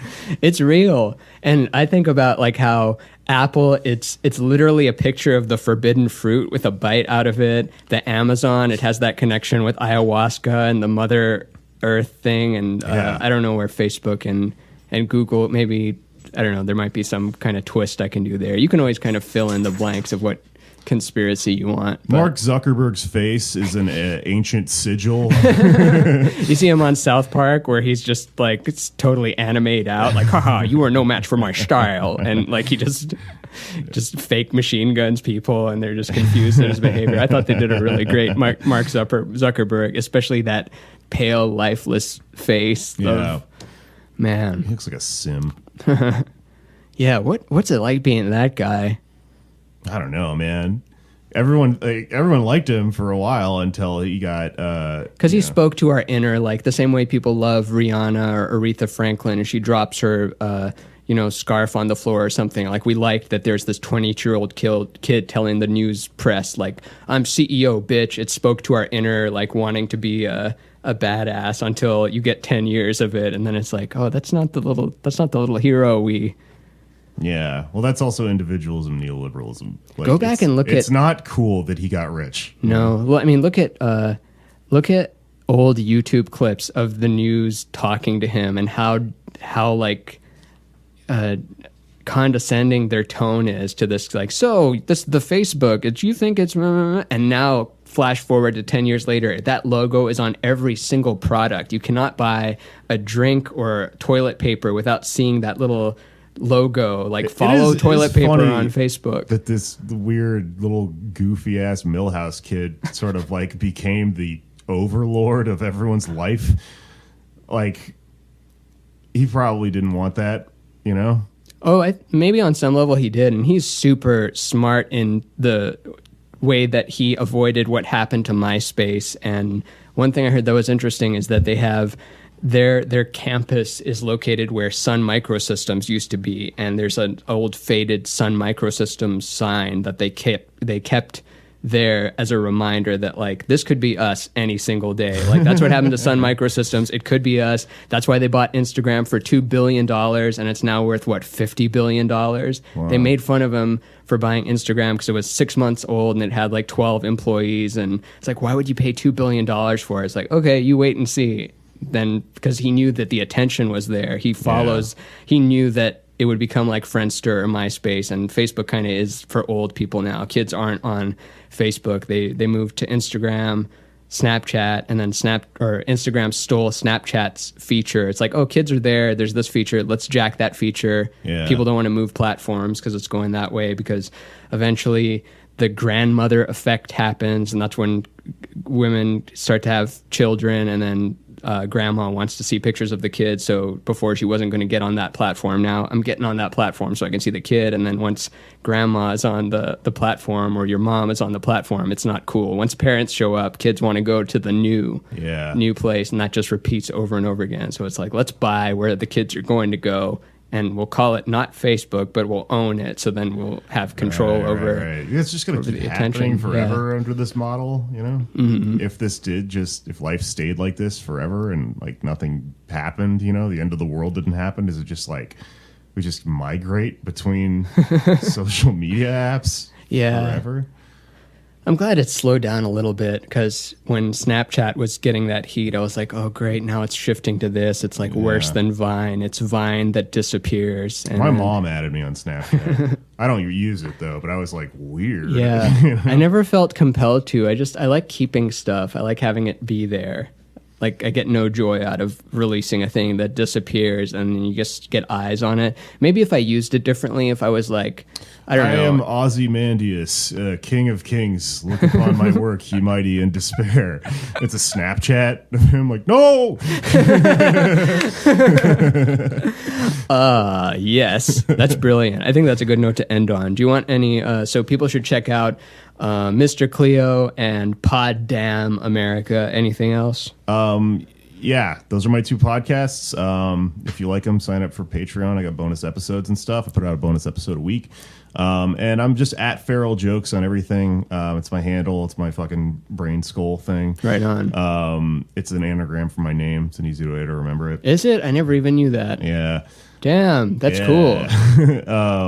And if I'll probably be doing some touring soon. So what I do is I usually put my dates on my pinned tweet, and I'll put them on all other social media and stuff. Right on. So this will be up probably fairly soon. So that tour is recent.